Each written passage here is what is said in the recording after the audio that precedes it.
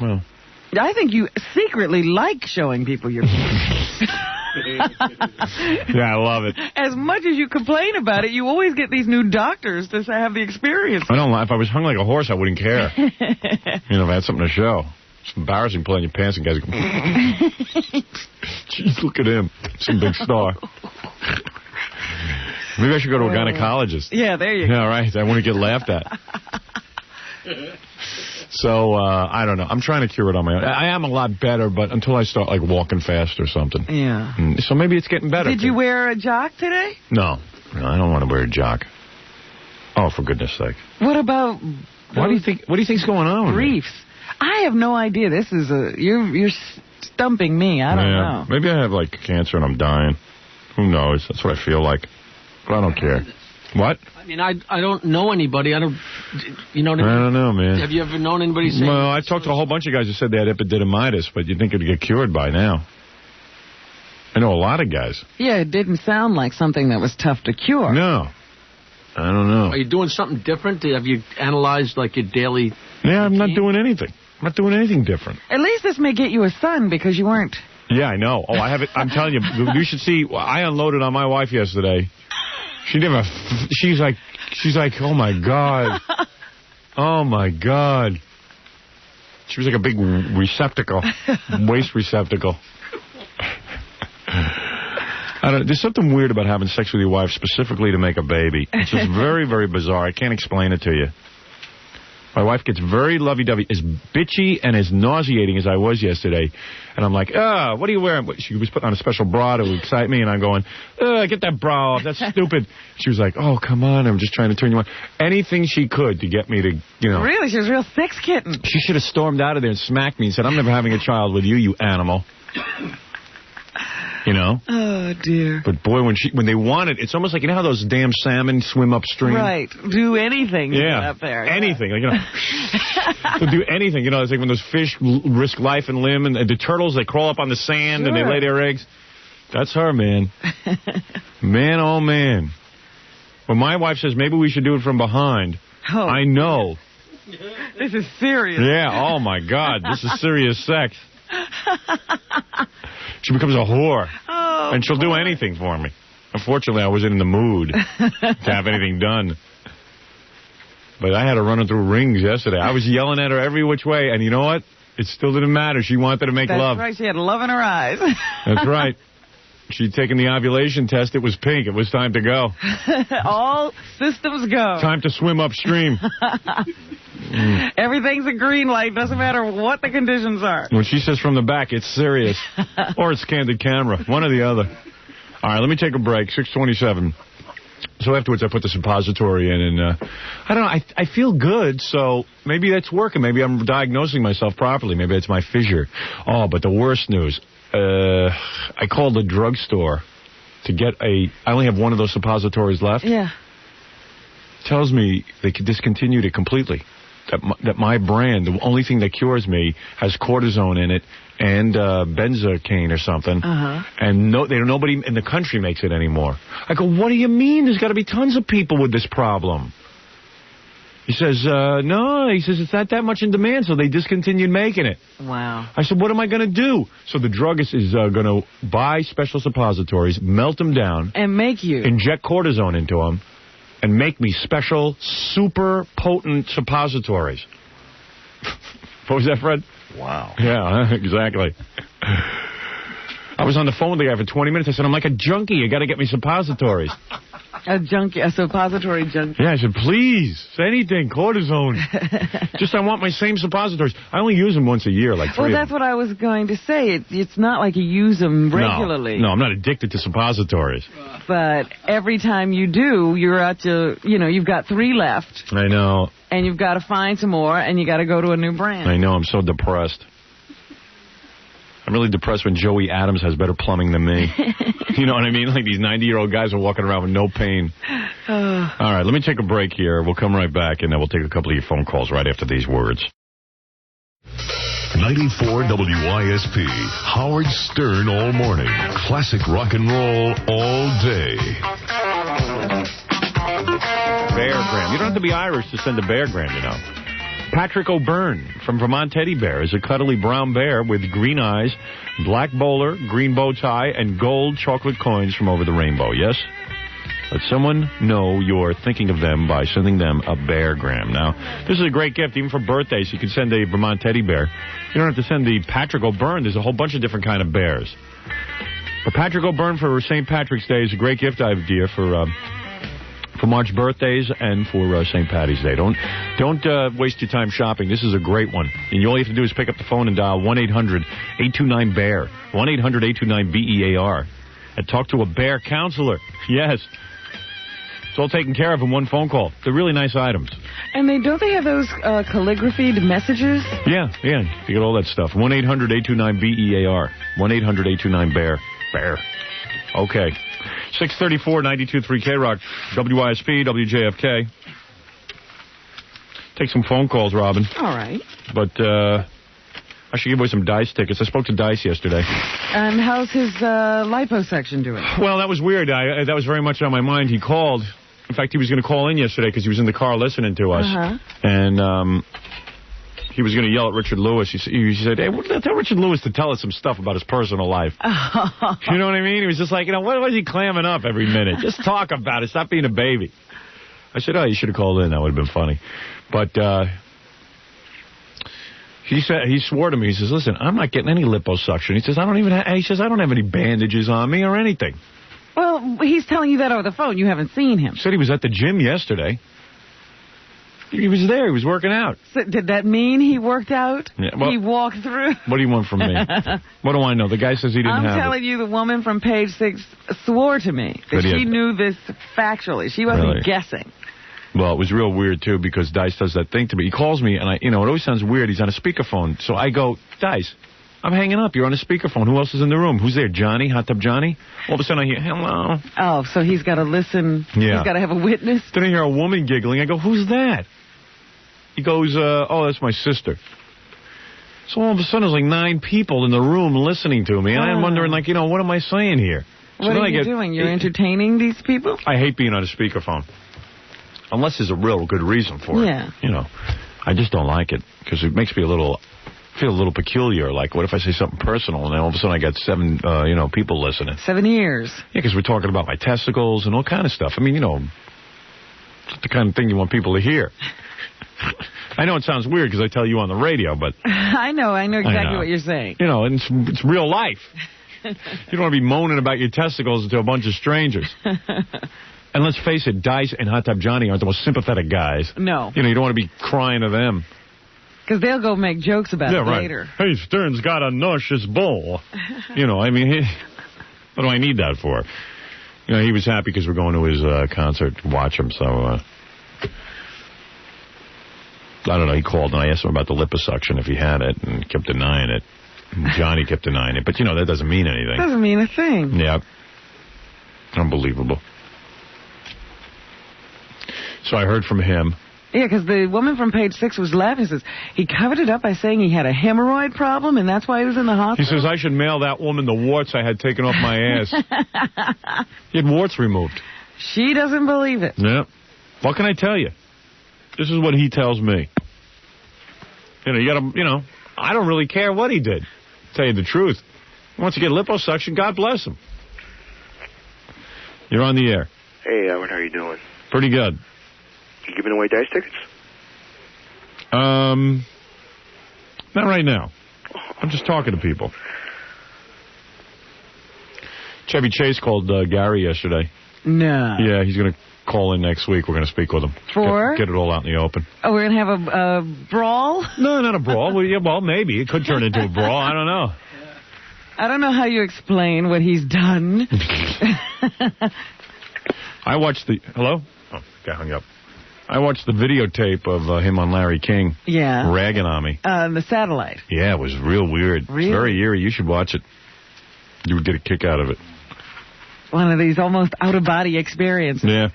Hey, I sat down to watch the Happy Days reunion, but I only got through 5 minutes. The phones wouldn't stop ringing. Oh. But it was kind of weird. It is. Yeah. It's Henry Winkler sitting there introducing clips. Yeah. And it got a big rating, so what can you say? And what is with that hat on Ron Howard? We know he's bald. Yeah, I know. He's trying to look cool. He shaved off that mustache finally, didn't he? Yeah, he's gotten rid of the mustache. That was like the worst mustache I ever saw on a guy. And you could see it at the end of the show because he had that big, bushy red mustache. Well, you know what happens when guys go bald? They always grow facial hair. Yeah. They always think it's going to make them look less bald. But I don't know. I hardly know a bald guy without facial hair. Or, you know, if you ridicule him enough, he'll shave it off.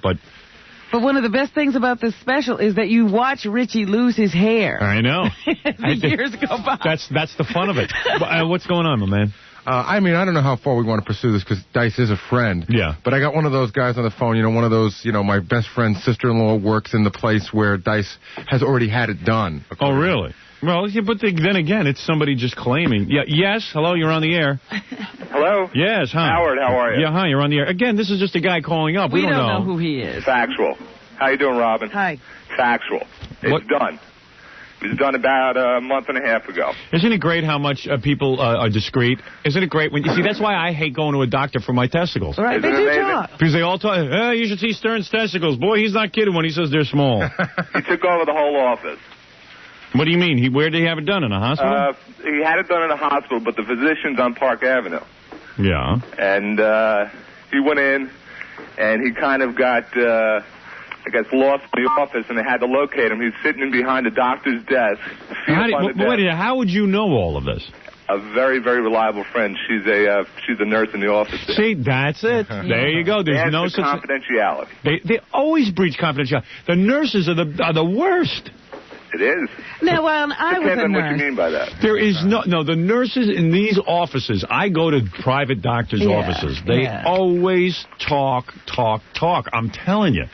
I mean, you got a problem, and that's why I don't let them in the room with me. Yeah. It's absolutely true. Because Yep. I know like one time you went to your wife went to a doctor. Yep. And I know that I got a report that she was like a little snippy with the nurse or something like that once, like 10 years ago. And my wife isn't snippy with the nurses, and it's really sickening. They always try to create a story or something. You know why? You know why my wife is? Sometimes my wife is snippy with the nurses and the doctors.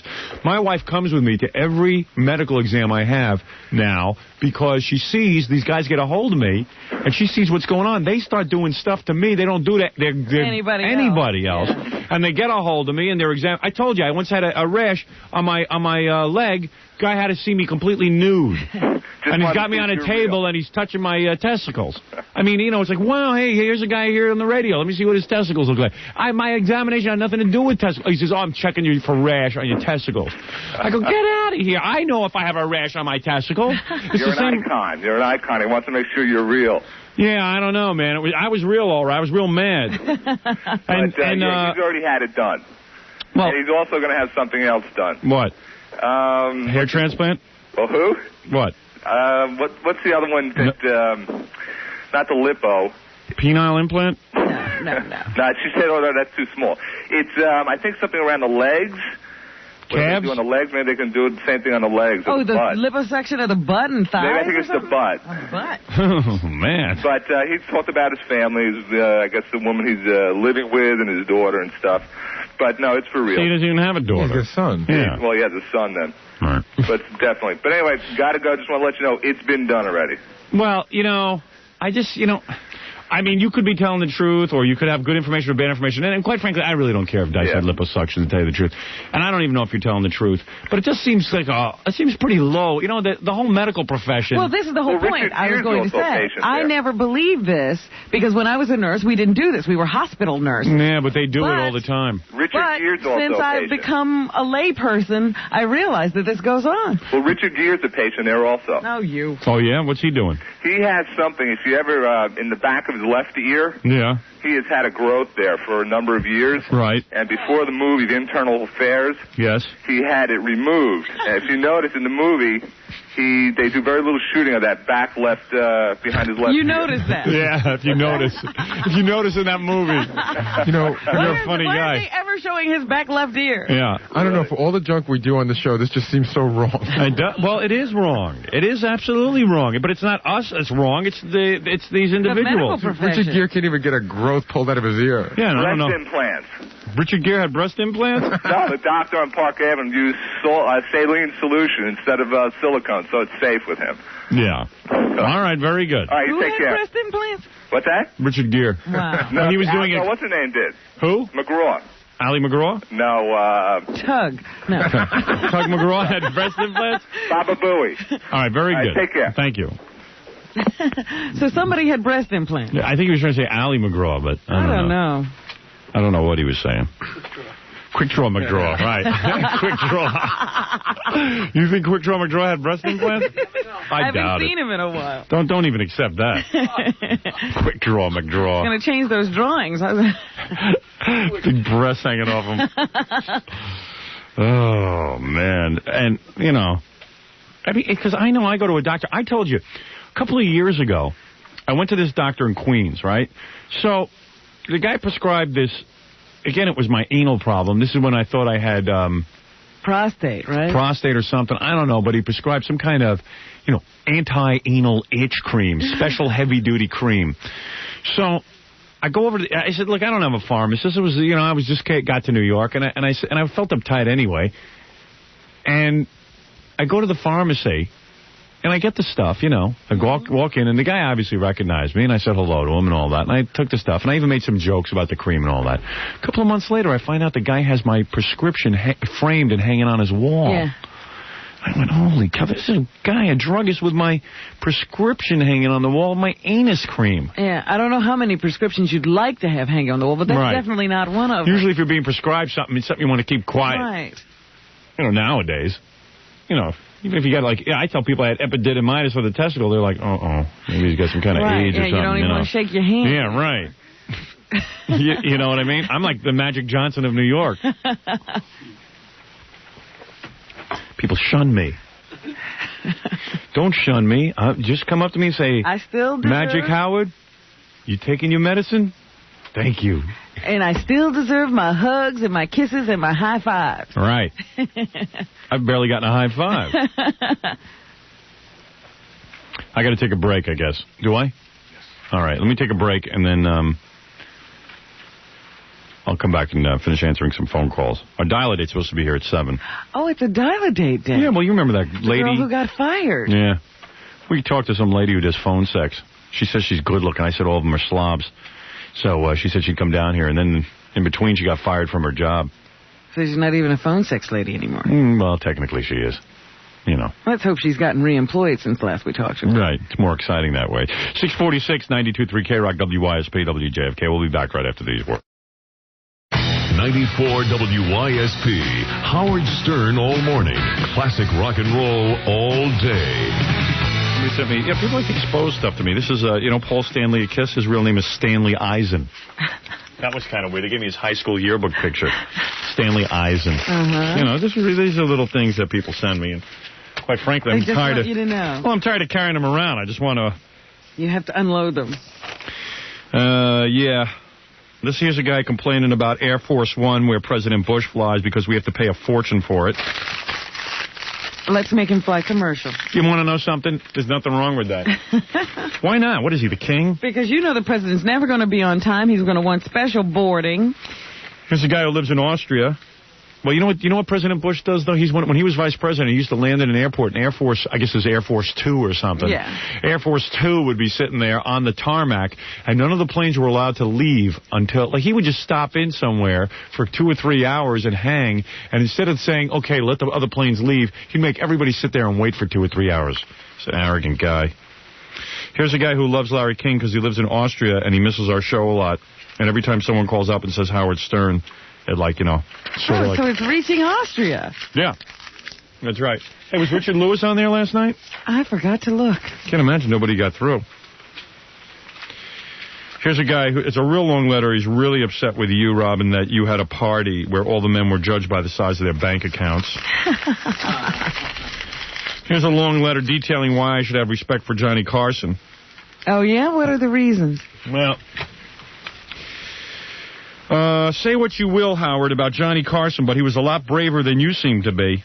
What did he do? Back in the 60s, he was getting a raw deal from NBC. He had a lousy contract, low pay, and almost no say in the production of The Tonight Show. Sound familiar? He walked out of his contract, went to Florida, and told NBC TV he would not return until they renegotiated his contract. So because he walked out, he's a lot braver than I am. Oh. You know. Unlike Johnny Carson, ma'am, If I sign a contract, I stick to it. I see it differently. I don't see that as a lack of balls. I see that as a lack of sticking to a contract. How can I break a contract? I don't even understand that theory. Do you? Well, that's somebody who's obviously not aware of what giving your word means. Yes. So Johnny walked out like a baby, I guess, huh? Yeah, he threw a tantrum. Yeah. All right. Can I get rid of that and one? then people catered to it. Here's a guy who loves our radio show but thinks the TV show is awful and is ruining our career. Okay. Howard, I've been a long time. Are you there, sir? Hello? Hello? Oh, there is someone there. Oh. Hi, how you doing? How long have you been there? Yeah. I was just listening to you guys. Howard, I just wanted to tell you, thank you for the millionth time for coming out here to L.A. and getting rid of those 2 mutants. Yeah, well, their time is coming. We haven't gotten rid of them yet, but with your help and the help of a lot of listeners in L.A., we could really bring those guys down. And I'll tell you something. If you make us #1, we're going to come to Los Angeles and do a wicked week of radio shows and a couple of live appearances and stuff, and we're going to have a huge funeral for those imbeciles. Oh, yeah? Fun. Yeah, it's good. We're going to all march through the streets and have a big funeral procession outside the offices of those idiots' radio station. Because I'm going to teach them the lesson. I'm going to give them a spanking. You dig? Yeah, All right. I'm up for that. Okay. I also wanted to tell you about yesterday when you were talking about Wayne's World, and you didn't like it that much. You didn't think that... I haven't seen it. Oh, you haven't seen it. Have you seen that trailer for when they did that tribute for Freddie Mercury for Bohemian Rhapsody? No. Oh, I was at the theaters last weekend with my girlfriend, and I fell on the floor. I was just laughing so hard. Yeah, I haven't seen the movie. I just don't, those 2 guys, it's upsetting that they're having success. That's all. We get jealous. That's all. Oh. That's what we were talking about. And let's face it, the sketch on Saturday Night Live isn't funny anymore. Yeah. You know what I'm saying? Wayne's World on Saturday Night Live isn't that funny. Yeah, I Those guys beat something into the ground, boy, I'll tell you. But they have all week to write their show. You think they could write something funny? They only have 1 or 2 concepts, apparently, that they can support at one time. Yeah, but in a way I said it's good that Wayne's World is doing well, because then when I do a movie, you'll see it, like Hollywood will be more receptive to, like, jerk movies, Well, they said theirs is rather sophisticated. Yeah, I could imagine. They don't like the advertising campaign. Okay. Well, I haven't seen it yet, but, when guys have a hit movie, they start talking stupid. Yeah. Ours is a very sophisticated film. Yeah, maybe it'll be, now they start thinking, maybe Academy Award, an outside chance. Yeah, they're Woody Allen. All right, dude, I got to go. All right, thanks a lot. All right, bye. Bye. Yeah, my kids want to see Wayne's World. All the kids do. Yeah. My daughters were giving me that last night. They want to see Wayne's World. You're on the air. Hello. My kids have never seen my TV show. I won't let them watch it. I don't blame you. Yeah. But a lot of the kids in their classes watch it. I don't understand how parents let their kids watch that show. A couple came up to me this weekend and introduced 2 kids to me. One looked to be about 12, the other maybe 8 or 10. Yeah. And their parents had no idea that they were watching the TV show, but they recognized me, so their mother asked them how they knew me, and they started telling her about the Kielbasa Queen. Really? And she came over and said, we're pretty open with our children, but we didn't know about the Kielbasa Queen. Yeah, well, they're so open that they don't monitor what their the kids children are watch. watching. That amazes me. I know everything my kids watch. We literally know what they're watching at any given moment. I mean, we're not real strict parents, but we're just taking interest. Yeah. I don't know. But a lot of the parents, they watch it with their kids. I can't believe it. Yeah, I've seen that instance, too. But this was a complete situation where the father was watching it in one room, and he didn't know his sons were watching it in another. Yeah, his father had his pants wrapped around his ankles down in one room. Hot Tub Johnny was telling me he masturbates to our show. Oh, dear. And Dice said it's the best show to do it to. He says, There's a recommendation. Thank you. Hello? Yeah, Howard. What can I do for you? I just wanted to ask you, with epidermitis, do you think it could be psychologically related? I don't think this is psychological. No? I don't think so. I wish it was, because then I'd cheer up, and then I'd get rid of it. I don't believe in that. Don't believe in what? I don't believe my testicles hurt because of something bothering me psychologically. I mean, I might be bummed out psychologically and worn out, and that brings down your immune system and makes you gullible, or make you Not gullible. Makes you vulnerable to some kind of disease, but who knows? There are psychosomatic illnesses, but I don't think epididymitis is one. Yeah. And I don't even know that I have that. Well, I do also happen to know that epididymitis is commonly one of the... Look, you're not lowering your radio. I can't listen to you. I can't take it. I'm hearing the show back in my headphones. Hello? Yes? It is again. Hello? You're on, yeah, in case we missed anything. You're on the air. All right, I'm not talking to you. Yes? Is this I'm not going to talk to you. You have the radio on. I'm sorry. There's how many times... Wait a minute. Wait a second. Wait a minute right now. Okay. How many times have I said lower your radio? You've heard me. Hello? Yes. I just changed phones because I was on a cordless. I know Howard doesn't like cordless. Right. You don't even know you're talking to Howard. This is Howard. I've been waiting forever. Oh, my goodness. 8 months to get to you. Oh. 8 whole months. And you know what? Yes. I have something that might be helpful to you. About 3 weeks ago, I bought new shoes. This is going to sound silly, but just be patient. I bought new shoes, and within the 3 weeks, my ovaries start hurting me. Yeah. And you think of what you were doing. I'm so nervous. I can't believe this. All right, calm down, sweetheart. You are really, I tell you, you're my life support in the morning because my husband works at aerospace for GE, and when he leaves at 6, you're there for me until he calls me. And well, thank you. I love you. And you know you need someone at your side at all times, huh? Well, my husband is. He's an angel. But one thing, I had felt a connection since I started listening to you in the summer. Well, my wife brought up yesterday that I had changed sneakers recently. Maybe, I wear my Air Jordans now, Robin. Air Jordans are hurting you? Maybe they're hurting my testicles. I don't know. She kind of came up with that theory, too, and I just, blew that off. I said, no, it's not my sneakers. Dear sweet Robin, listen, I'm telling you, Howard, first it started with my knee. And, I was wondering what I did, differently. And then my sciatic, like in the back on one side. And then my ovaries start hurting me, and I thought... what could it be? I don't want to I feel like I'm an old man. I don't want to discuss my health anymore. Yeah, but honey, I worry about you. Yeah, well, don't worry. But listen to me. I'll go to a doctor. Howard, listen, honey. Yeah. I said I had it's like my mother calls me and tells me she's discussing my testicles with my aunt. Yeah. Well, has your mother called you since the weekend? Yeah. Your aunt feels that it might be your pants are too tight. I go, Mom, don't talk about my testicles with Aunt Sally. Gee whiz, this is ridiculous. Well, your mother loves you. I have a son. Yeah. Listen, I'm 52, but I'm in good shape, really. There's nobody at 52 in good shape. Well, listen, yes, there are. No, there isn't. Jane Fonda. Yeah, okay, Jane Fonda. Well, I'm not in the best of shape, but people... You think she looks like Jane Fonda with her sciatica and her bad ovaries? I look like a young Ava Gardner. Oh, Ava Gardner. I think it's Ava Gardner. Or a Jane Russell. And I know you don't like Elizabeth Taylor, but they say I look a little bit like her. With the hair on the chin? No. I'm a mustache. Someone ought to have her shaved. But listen, I said I had a connection. Still got a pretty active sex life, do you? Beautiful. Really? And my husband's 54. He's going to be 54 March 10th. And so disgusting when older people make love, isn't it? Now stop it. I would hope that you're making love at her age. Yeah, and it gets better, too, Robin. I just hope my parents aren't making love. I could never bear the thought of that. Oh, my God. You wouldn't want them to be happy. I wonder if they get it on at all. I think they do. You do? Oh, yeah. Oh, my God. I know my mother doesn't want to. Oh, stop. She's told me that she wants to be celibate, but my father won't allow it. She won't admit to that. That's what my kids she won't admit to that on the radio, but she said that to me privately. Really? She said if I could, I'd be a celibate.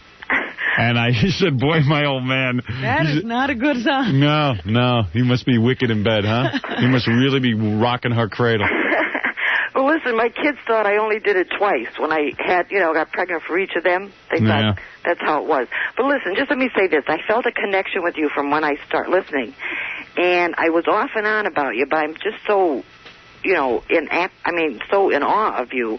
But aren't you dry as a tumbleweed, though? I mean, doesn't it take forever for your husband to get you excited? It's better, Howard. It is better and better and better. But I'm going to tell you, the connection I felt is a few weeks ago. At 52, does a woman still masturbate? No.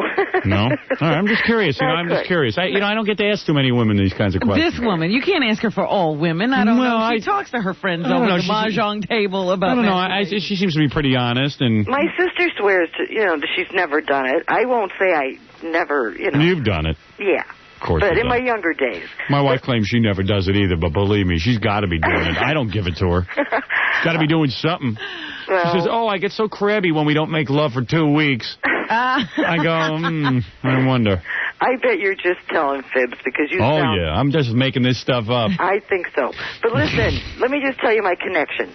I felt with you because I am very perceptive and very, in tune to people. Every woman in her 50s thinks that. No. All Will my you life. let her speak? Yes, please. No, all my wife's friends that live out on Long Island, all these little yentas, They're not in their 50s. they all think they're perceptive and intuitive, and some of them even think they're witches. Like they Well, can... that's what my husband says. I'm the good witch. Now, Yeah. Because I always... See, I told you, I know about all these. I don't women. know what's going on out there in suburbia. I know people. I am telling you, this woman thinks she's a witch. Well, ask my friends and my husband. You're no witch. I'm the All right, good get to the witch. point, Grandma. Let's go. Listen, Yeah. you were talking about my cousin, Anthony Pagnotti. And Yeah, Tony. I nearly fell off the chair. He's your cousin? Yes, my first cousin, and he had the most wonderful mother, funny as ever. And Honey. he is the sweetest, most Right. adorable person. All right. Well, that's a guy I went to college with. I know. And that's why you feel a connection to Howard. Well, Right. I swear I felt something, Right. I mean, all right. Listen. You change your shoes so your ovaries don't hurt. But no, seriously. All right. Howard. Listen, I like you too. What can I do? What can I tell you? All right. Well, I gotta I go. don't want you to tell me anything, but I'm glad I got to you. It took 8 months to. All right. Well, I'm glad we talked. Well, good. All right, witchy woman. Could I say one other thing? Yes. Okay, you're a sweetie. You know, John's, you told him to write something for your TV show. Boy, And he she's said to unbelievable. have whatever outside, and, if people get a rash, to come out into the van and be checked. And I was thinking to, go a little further with that is to make, like, notes on the rash, and make a music... She's a female... She wants Does to... that make any sense? I'll tell her it's great. Okay. Hey, that's a pretty interesting... No, seriously, that's not bad. It goes... Wait, explain that again? No, seriously, that's not a bad sketch. Well, no, You're saying have Stuttering John...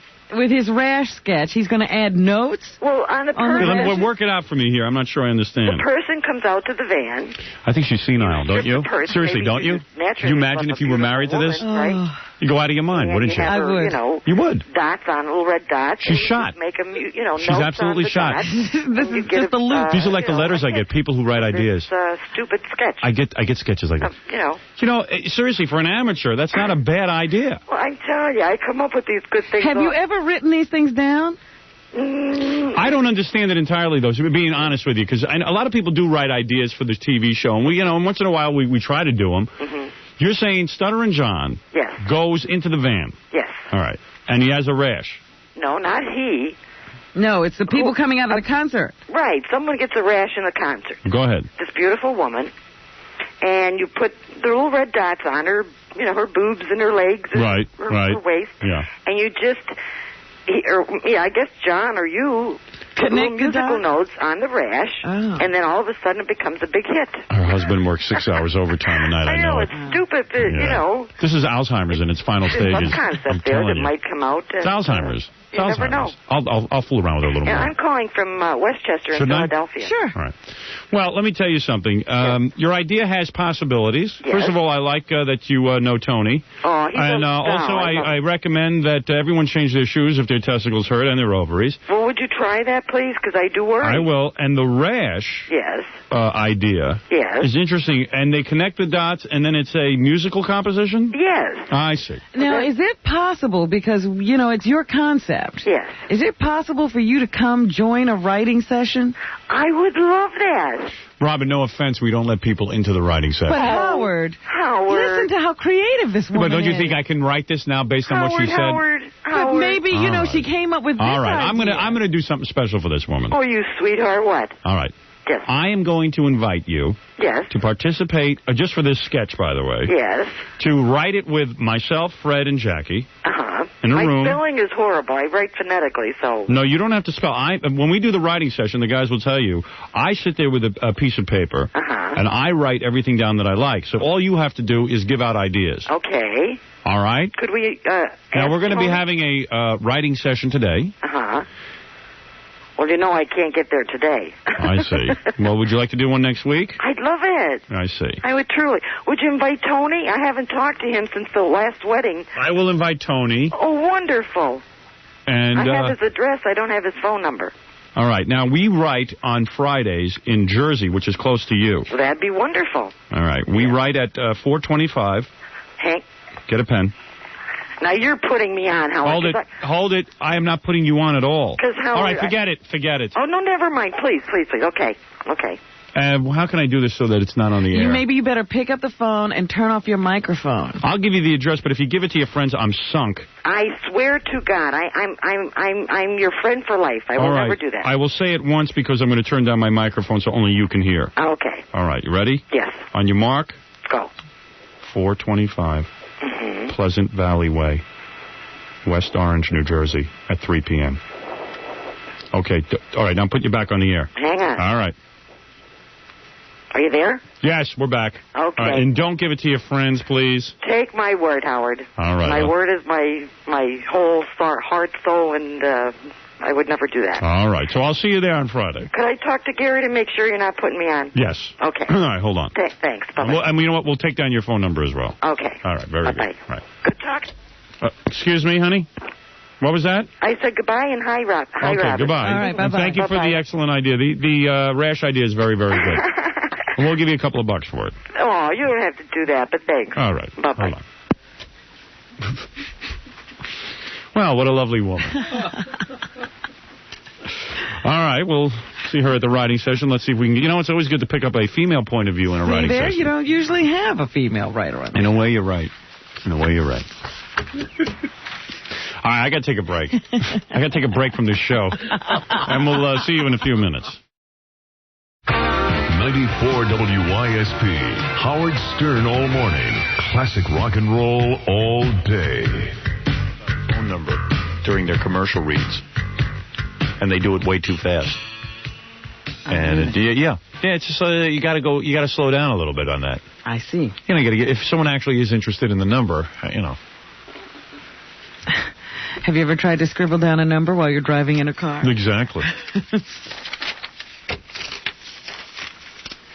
Just see if I can get through this. What is that? Well, it's just, you know what it is? People send me a lot of stuff, and I read it, and I go, oh, this would be good to read to you on the air. Mm-hmm. And then,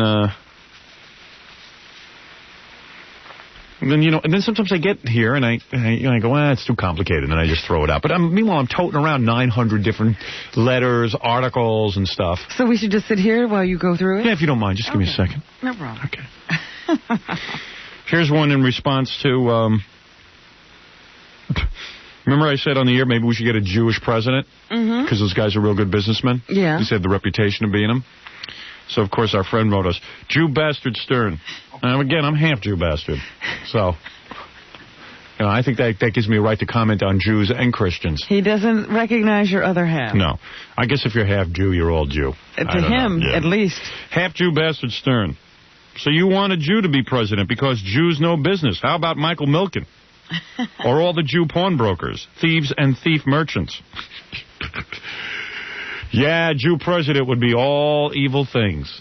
Spy, thief, yellow draft dodger, faggot. Oh, jeez. Stern, you slimy Jew queer. May you and your kind die screaming. A Jew will never be president. F Israel, you know. Oh, my. That was signed James Baker. James Baker wrote that. Yeah. Well, just he's checking in. It's good to know he's there and still listening. I even received a letter from someone named Tim Conway Jr. Now, I don't know if that's supposed to be Tim Conway's son or, you know, it just says, great show, man. Great effing show. You know, use the actual F word. Uh-huh. Gary wrote me a note. I have no idea who this is. Is it his son? Something called Dick Enterprises, D-I-C Enterprises. So I don't know if that's Tim Conway's son. Why couldn't we call and find out? All right. We'll have to do that later in the show because this is from California. All right. P.S. Harvey Corman Jr. is a janitor in my building. There you go. I'll call him later in the show. I'll leave it out. That's a good idea to call. Here's a lady who goes in a tirade that I shouldn't make fun of Rush Limbaugh because I'm not fit to stand in his shoes. You don't want to hear that, do you? No. Here's a woman who's real worried that if we make a movie, we'll start making some real money, and then we're going to change. Change into what? I don't know, but I'm ready for a change. Give me the money. Let's see how I metamorphosize. I'd like to change. Here's a good experiment. I'd like to see what we become. Give me $1 million. See how I could change real quick. Basically, I'm wondering how you will be affected by a change that will occur in your life sometime in the near future. Once you step up to that next level, as you surely will, whether it be through a national radio show, major motion picture, or a real television show, your income will increase. And then you will be an exceptionally wealthy man.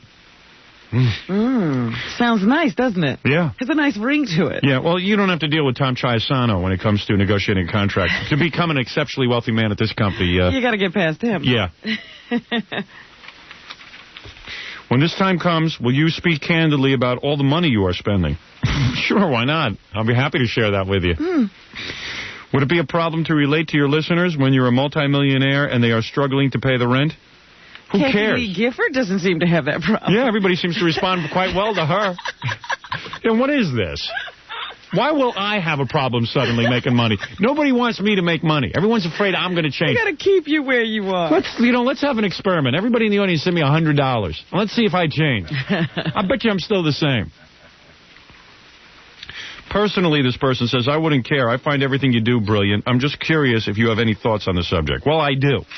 I think I could handle the money just fine. Believe me, I think I could handle it. I'm going to throw this letter out, Robin. Good. How dare they insult me? The nerve of them All right. saying you might change. You want to hear how the radio show is great, but the TV show is ruining my career? All right, go ahead. All right. I have to hear this theory. All right. I've been a long time. See, I told you there's a reason I tote these around. I have been a long-time fan of your show, which is nothing short of brilliant. It really is the cutting edge of radio. However, your TV show is another matter. I refer to the show of February 15th, 1992, which I am compelled to tell you was trash. The sets, the lighting, the audio all gave the appearance of a cheap homemade porno video.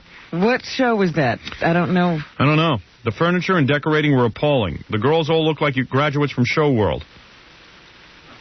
It's amazing to me that you can't realize how destructive this show is to your career. You must know that your brilliance lies in the casual, laid-back humor that works so well in radio. Take, for instance, the Super Bowl girls' massage spot. Okay, it was that show. He says massage, M-E-S-S-A-G-E. Oh. Message. So we should take his advice. On radio, with its ability to stimulate one's imagination, it worked wonderfully. But please don't let me see these pigs in person. It ruins the whole effect. Oh, excuse me, who's coming over to rub you down? Those girls were cute. Oh, come on. Well, they're not TV girls. See, Yeah. you know, the problem is that we've gotten used to looking at artificial people. Oh, yeah, they want to see, like, Kathy Ireland come out and start rubbing me down. You know, you guys are so full of it. Let's see what this guy's married to. Ricky, as he signs his name. Ricky. Regards, Ricky.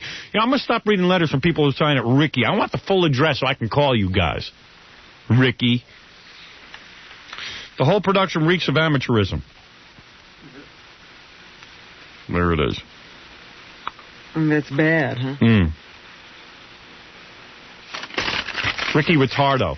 Well, why doesn't he stop watching it and just listen to us on that? Well, the point is, you can be sure that, these guys watch TV and they want to see, like, the Breck girl. Right. Sitting there. The girls they see on TV.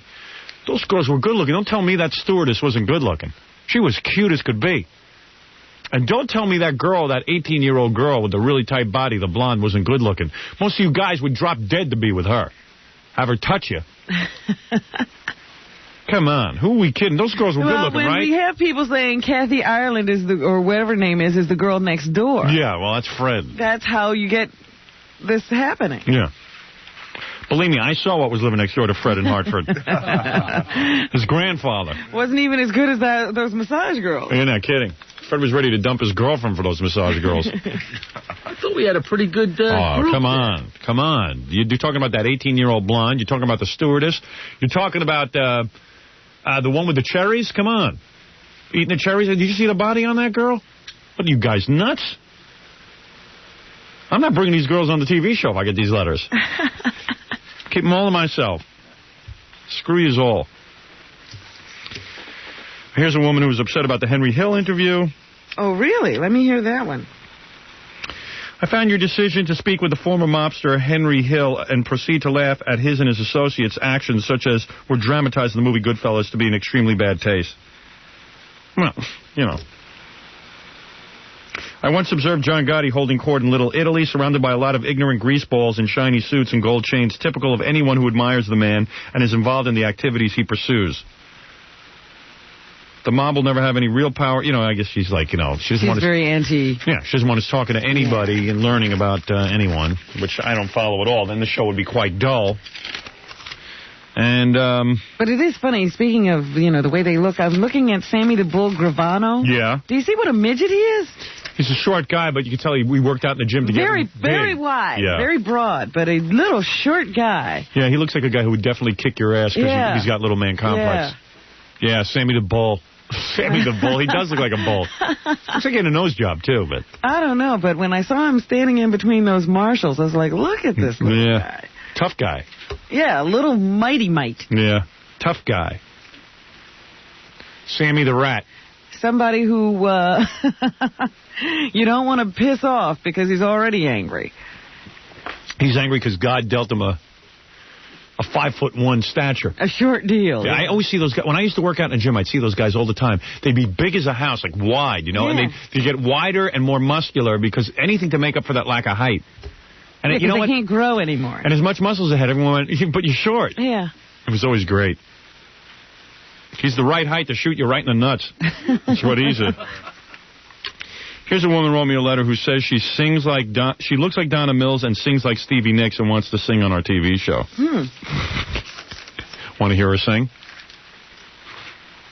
She didn't send us a tape at all. No. Let's call her, tell her how great she is, and then get her on the TV show. Have her sing to us on there. I just want to hear. And then we'll tell her she's great. Okay, yeah. Do it live and in person. What, Jackie? I see something going around in your devious little mind. I thought maybe we invited her to the writers' meeting. Yeah, okay. Invite her everywhere. Yeah, get her over to the writers' meeting on Friday.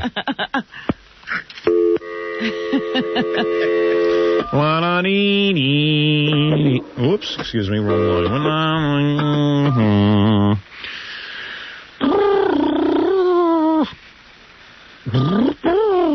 This is my way of drowning out the number. Oh, I dialed wrong. Damn. It's very hard to dial, Robin, and talk at the same time. Sometimes that kind of coordination is very difficult. Good morning, everyone. It's Friday. Welcome to the Morning Jew. Let's see. Her name is... This is Lori. This is Howard Stern calling from the Howard Stern Radio Show, live on the air. Can you come on with us? Hello? Hello? Can you come on with us? I guess so. All right, good. Is this the one? Lori, are you the one who wrote me the letter that you look like Stevie Nicks? I mean, Donna Mills, and you sing like Stevie Nicks? Yeah, it's really no problem. No, I mean, I didn't say it was a problem. I said, are you the one who wrote me? Yes. Yes, I am. Oh, well, I'm very surprised that you're calling me. Well, because this is your on-air audition. Oh, yeah. That's right. What do you want me to do, sing a cappella? Yeah. Or try to sing without some music. It says here your hair is golden brown, your length, your green eyes, you have green eyes, you're 5'2". Right. 102 pounds, petite build. Right. Right. Let me hear you. How long have you been singing? About 15 years. All right, let me hear. Go ahead. Come on, in front of all the millions of people. Don't be nervous. I hear you. I know what you're saying. I just got out of bed. What? Are you naked? No. What are you wearing? You want to have a couple of minutes to compose yourself? Kind of. I'm getting my daughter ready for school. Never mind your daughter. We're talking about singing. I hear you. You understand? You wrote me the letter. I'm responding the best way I can. Oh, I see. Now, if I'll give you the audition over the radio. If it's good, I'll have you on the TV. I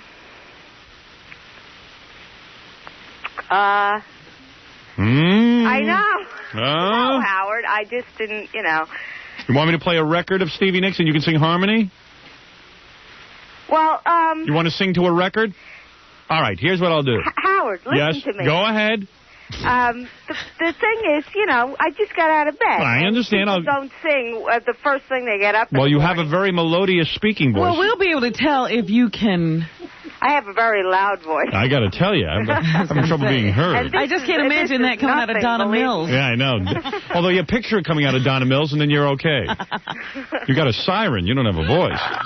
Oh, I do. All right, here's what I suggest we do, okay? Because Thanks for calling. What? I just said thanks for calling. You're welcome for calling. I mean, what time did you think we were going to call? I pretty much gave up, I'll tell you. Sweetheart, what time would you want me to call? I mean, I got to call you early in the morning. Oh, I know. All right, now listen to me. You're up at 2 o'clock. You're a professional singer. You say you look like Donna Mills and you sound like Stevie Nicks. I obviously can't tell if you look like Donna Mills, but I can certainly hear you. One would wonder why you haven't had more success up until this point with those kind of qualifications. That is true. That is true, you know. I know it is. So we just can't automatically say, yes, we want to see that. We have to have an audition. Yeah. All right, honey? Now, what I'm going to do is, I tell you what, you pick out a song that you want to sing. A rock tune. Uh-huh. I'll get the record, and you can sing along with it. That way you'll have some musical accompaniment. Okay. Now, I'll give you a couple minutes. Let me take a commercial break. You pull yourself together. Okay. All right, when we come back, I'll hear you sing, and if you sound good, this is your audition for the TV show. Okay. All right, hold on.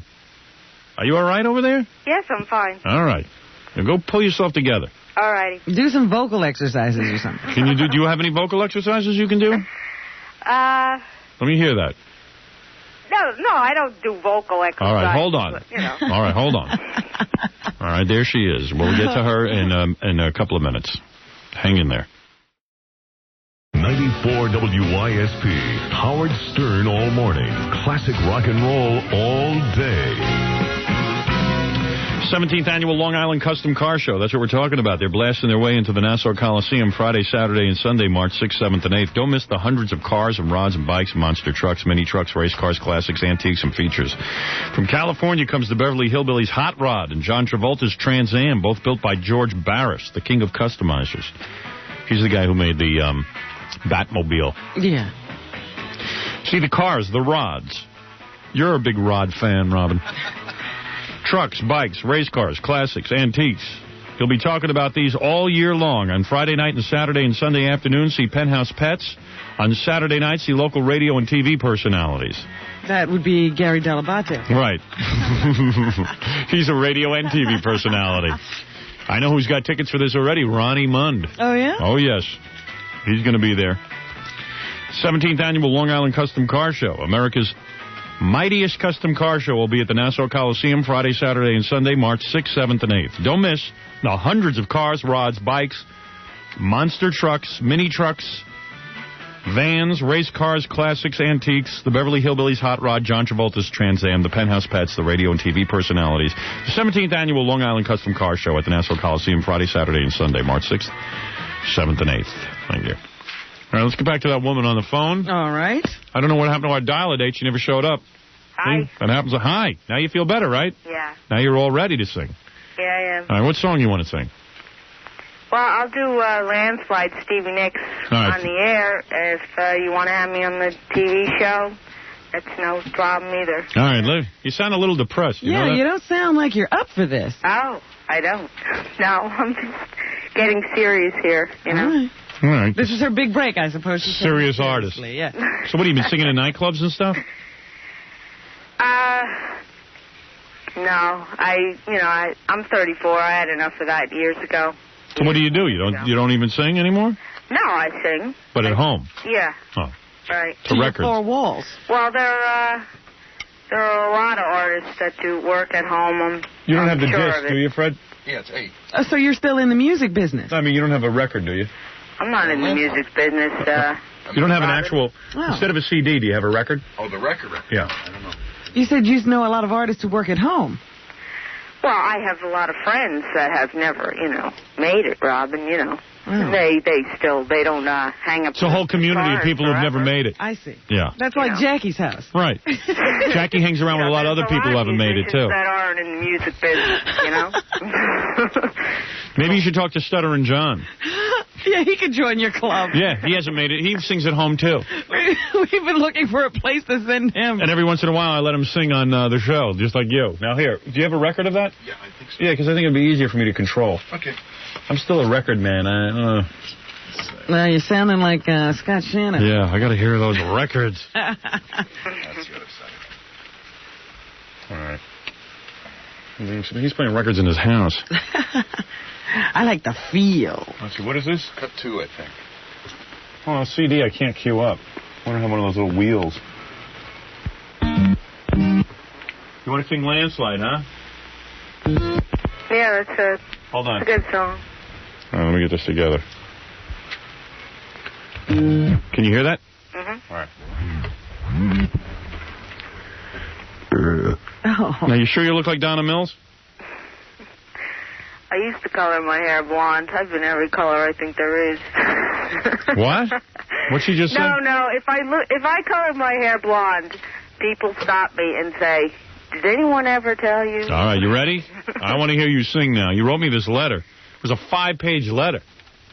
How she needs a break. She needs a break. Yeah, But she doesn't seem like she wants a break. she does. She's trying What to do be... you want me to do over the phone, Robin?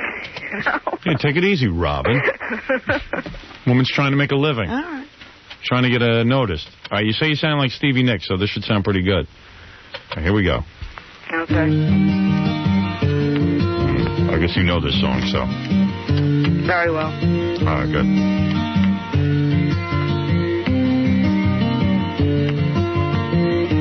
To my love, to the dance. I don't hear you. I hear... I climbed the mountain and I turned around.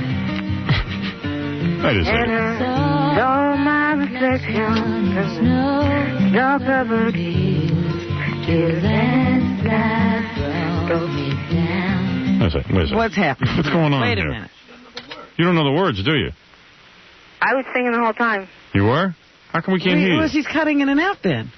Oh, she ain't cutting in and out. No, I sang every single word. What is this, a joke? All right. Just calm down. Let's hear this. Why not sing it without the record? Why not just, if you like it, you like it, All right, let me hear again. Maybe. We're trying to help. Come on. All right. No wonder you haven't made it. I'm telling you, you're terrible. All right, we're going to start again, all right? Okay. All right, maybe if I hold this down, I'll hear you better. Try and You want me to do it a cappella? Yeah. Okay.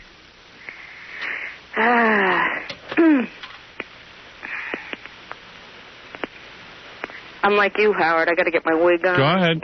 Let's hear it. My wig on. My wig on. That was just a joke. Come on, let's hear it. Okay. Some joke. I would not suggest you talk between songs. Just sing like the real Stevie Nicks.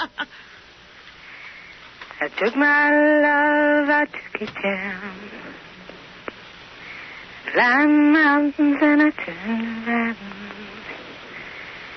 And I saw my reflections in the snow-covered hills. So what do we do with her? Oh, man.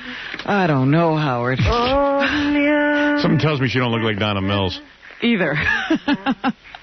We can put her on the TV show, but... Oh, boy. Oh.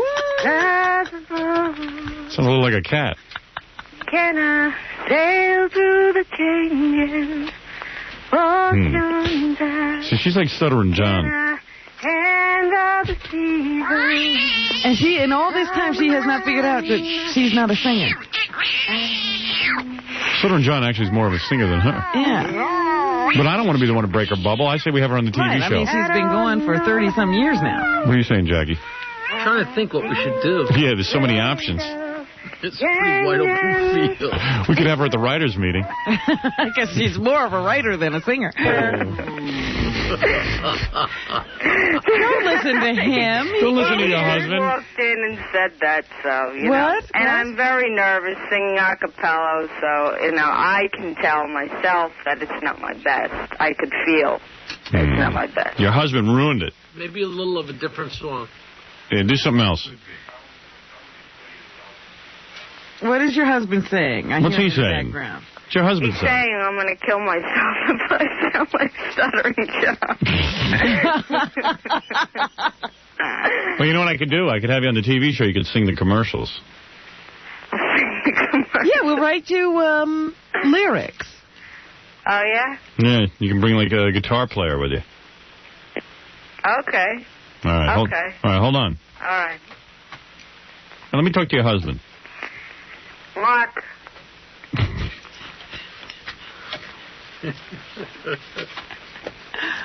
He wants to have a word with you. Oh, Mark, yes. what's the deal, man? What are you ruining it for? Are you deaf? I bet you're deaf. I'm not deaf, but I'm listening to the radio in the other room. Well, don't listen. Why listen? Why you should be listen? there supporting your wife. You should be standing next to your wife. I have to leave her alone so she can concentrate on what she's doing. I got you. Well, hey, listen. I'll have her on. She can sing the commercial. Does she look like Donna Mills? She looks like Donna Mills. She always used to get mistaken when she had blonde hair. All right, I got to see that. Hey, and wear something sexy. Not you, Mark, your wife. All right? What'd you watch, Knots Landing last night? You were up a little late, Howard. Donna Mills isn't on Knots Landing anymore. Oh, that's right. I forgot. I'm not too much of a TV watcher. Mark, you got to throw her a good bang tonight. She needs one. Tell you to throw me one. Yeah. All right, you two. I'll put you on hold and have Gary line this up. All right. Thanks very a lot, good. Howard. All right. Bye-bye. Donna Mills, everybody. Hold on. See, if the husband was listening. Yeah, he blew our He ruined it. He ruined it. Gary, pick up the phone. What's the matter with you? There you go. All right. 745, 92.3 K-Rock, WYSP, WJFK. We got a lot of stuff to do. You want to hear William Shatner doing Rocket Man? Yeah. Okay. I've been waiting for that. All right, let me take a break. Can I do that here, Fred, or? You can do it. I can? Sure, do it. Oh, look at that. Thank you, Fred. All right. You know, the stuff we have, there's so much stuff to get to this week. I never played you James Brown at the Grammys. I know. I never played you William Shatner doing Rocket Man. Maybe I should do that, huh? Do it right here as long as I got a chance. I don't know what happened to that dial-a-date. Damn. She was probably lying about the whole thing. Yeah, She she never burned even us. got fired from a job. Yeah, she burned us. I was all psyched up for some phone sex today. Wasn't I supposed to track down a bunch of women on the phones, too? Women who had sex... Oh, all week long we were supposed to... Find women who had sex with their... teachers.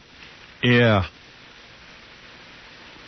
And then we were supposed to find... Sexual molestation people, too. Yeah. We could get to that today. Molested. I could get to that today instead of the dial-a-date. Because I think a lot of guys are worked up for some sexual stuff today. So I don't want to disappoint them. And plus, we can help a lot of people who have gone through this terrible pain. Sure. All right. Got to always say that. Much like that woman whose voice we were playing yesterday who was Right. on 2020, who That's had the right. guy put the thing in her ear. Penis, Robin. All right, I tell you what, we'll look for those stories. But first, let me see if I got that. Where is that? Baba Booey. He's got my tapes. Hold on. See, I'm not really prepared. All right, take a break and I'll get prepared. You don't even have them No. on reel. No, we'll be back right after these words. 94 WYSP. Howard Stern all morning. Classic rock and roll all day. Wait a minute. I think it was a tribute To Elton to John. Elton John. And I'll tell you something. I'm a big fan of William Shatner's music, his interpretive music. So this was a rare find. Because I think it was Bernie Taupin That's right. who was introducing him. There you go. Now you've shown your good memory. Bernie Taupin, the guy who writes the songs with Elton John, who writes the lyrics, Yeah. this is him introducing William Shatner. And anyone who's a big fan of Lucy in the Sky with Diamonds, as I am, this is a rare piece of... A live performance. Yeah, I've never heard William Shatner perform live. Yeah. Lucy in the sky. Lucy in the sky with diamonds. Picture yourself on a boat, on a river, with trees and marmalade skies. These are the only lyrics you remember? Oh, man, how can you forget him? When a guy does that to him, you don't forget him so easy. Suddenly. He's certifiably buggy. What is it? Do you have that letter from that guy that said that you were going to change when you became a big star? I threw it in the garbage. Oh, because you said you wanted him to call in? No, I didn't. Oh, okay. I just said I don't like him signing his name Ricky. Okay. Give me your phone number then if I want to call you. Who's doing this? Bernie Taupin. Robin's right. He's introducing at a big Star Trek convention. Well, he said that he wrote it. I know it's not Elton John. Yeah, it's got to be Bernie Taupin. But no, this was a syndicated televised special from 1977. It was the International Science Fiction Awards. Oh, right, I thought it was some award show. I couldn't remember exactly what was going on. Tangerine trees and marmalade skies. Suddenly, somewhere. What was the other one he did? Tambourine Man. Mr. Tambourine Man. Mr. Tambourine Man. Mr. Tambourine Man. I don't know the lyrics to that one. If you get me started, I can do it. Play a song for me. Play a song for me. I'm so weepy. I'm so sleepy. There ain't no place I'm going to. I'm so sleepy. And there's no place to be going to. I had never heard Rocket Man done before, and this is appropriate because he is the Rocket Man.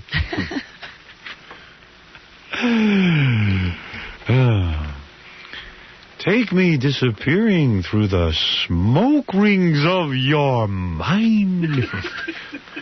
I like when he starts speaking like Irish. I'll be coming to ye. In the jingle jangle morning. In the jingle jangle morning, I'll come to ye. He's a character, all right. I'll be coming to ye. I love it. Well, here we go. First Bernie Taupin and then William Shatner. Thank you. Good evening. In 1972, when Elton John and I wrote Rocket Man, it became very popular among the listeners. Due to the interest in the meaning of the song, now in 1978 at the Science Fiction Film Awards... I wonder what Bernie Taupin was doing while he was singing this performance. Rocket Man.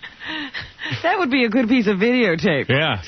Have a camera on him. You're not kidding. Never mind William Shatner. And he must have been thrilled because who asked Bernie Taupin to appear anywhere? Right. Bernie must have been real happy. This might have been at a period that he and Elton John weren't talking to each other. I'm truly proud, once again, to present My Rocket Man as interpreted by our host, William Shatner. Thank you. All right.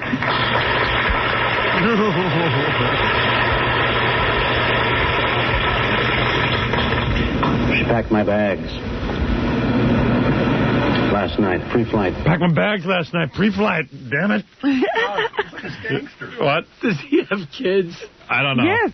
Remember he did that one of those car commercials with his daughter? And his wife, Marcy Shatner. That's right, with the Promise commercials. I wonder where they hide. Dad's practicing. Let's get out of the house. Packed my bags last night, free flight. Free flight. 0 hour. 0 hour, 5 a.m. 9 a.m. Got to get up early. Hold on, I got to start that part again. I love this. 0 hour. Wait, I got to start from the beginning. This is too good. Pre-flight.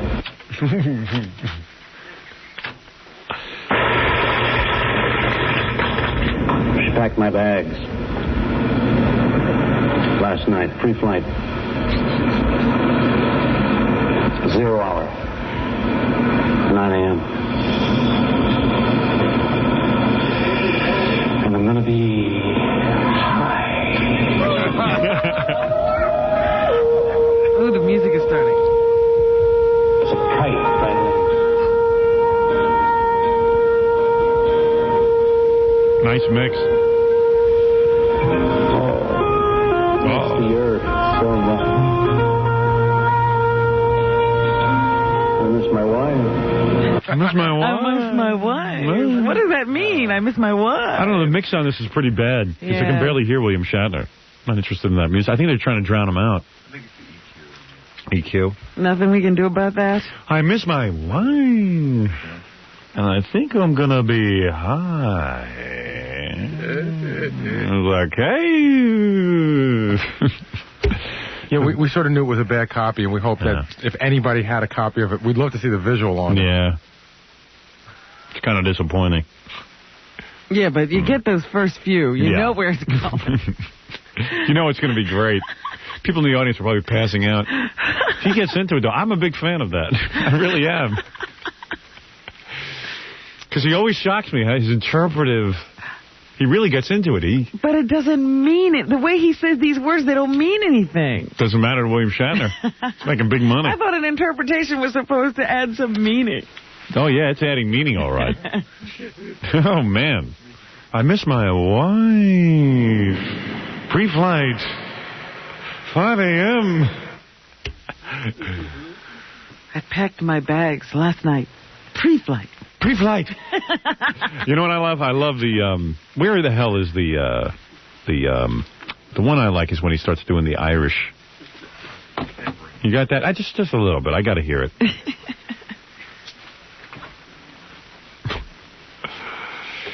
It's pretty wild.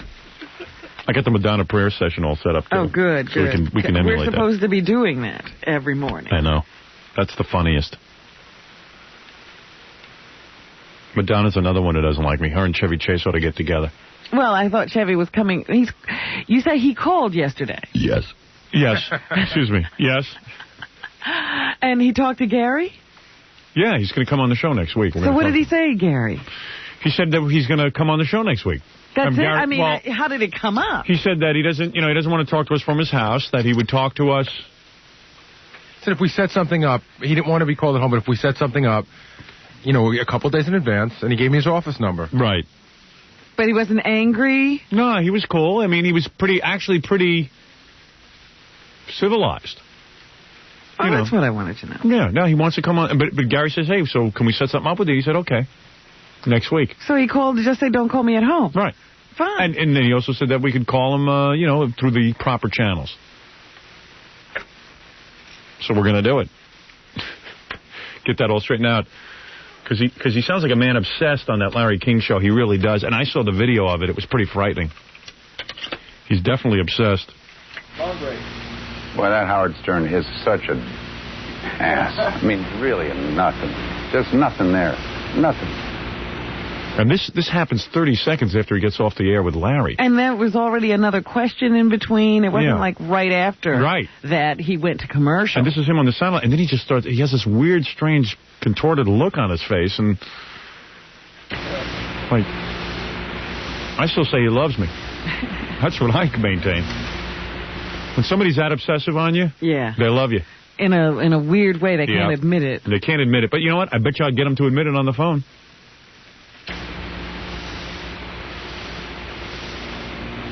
You were funny. He was just funny, Stern. Mumbling. Nick Downey looked like Joyce Brothers. They keep turning off his microphone, too. That's why the sound goes on. Oh, yeah? Yeah. I thought that was you. No. That's exactly what goes on. Looks like, Let's go to calls for Chevy Chase. Glasgow, Scotland. Hello. Am I on the air? Yes. Howard Stern. I don't know who that is.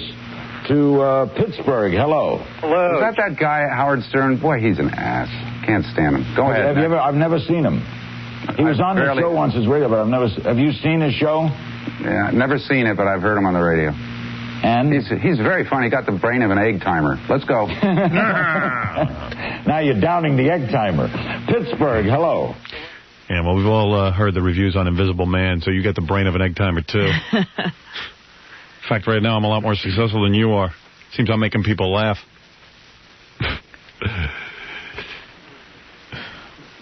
Invisible Man. How can you mess that up?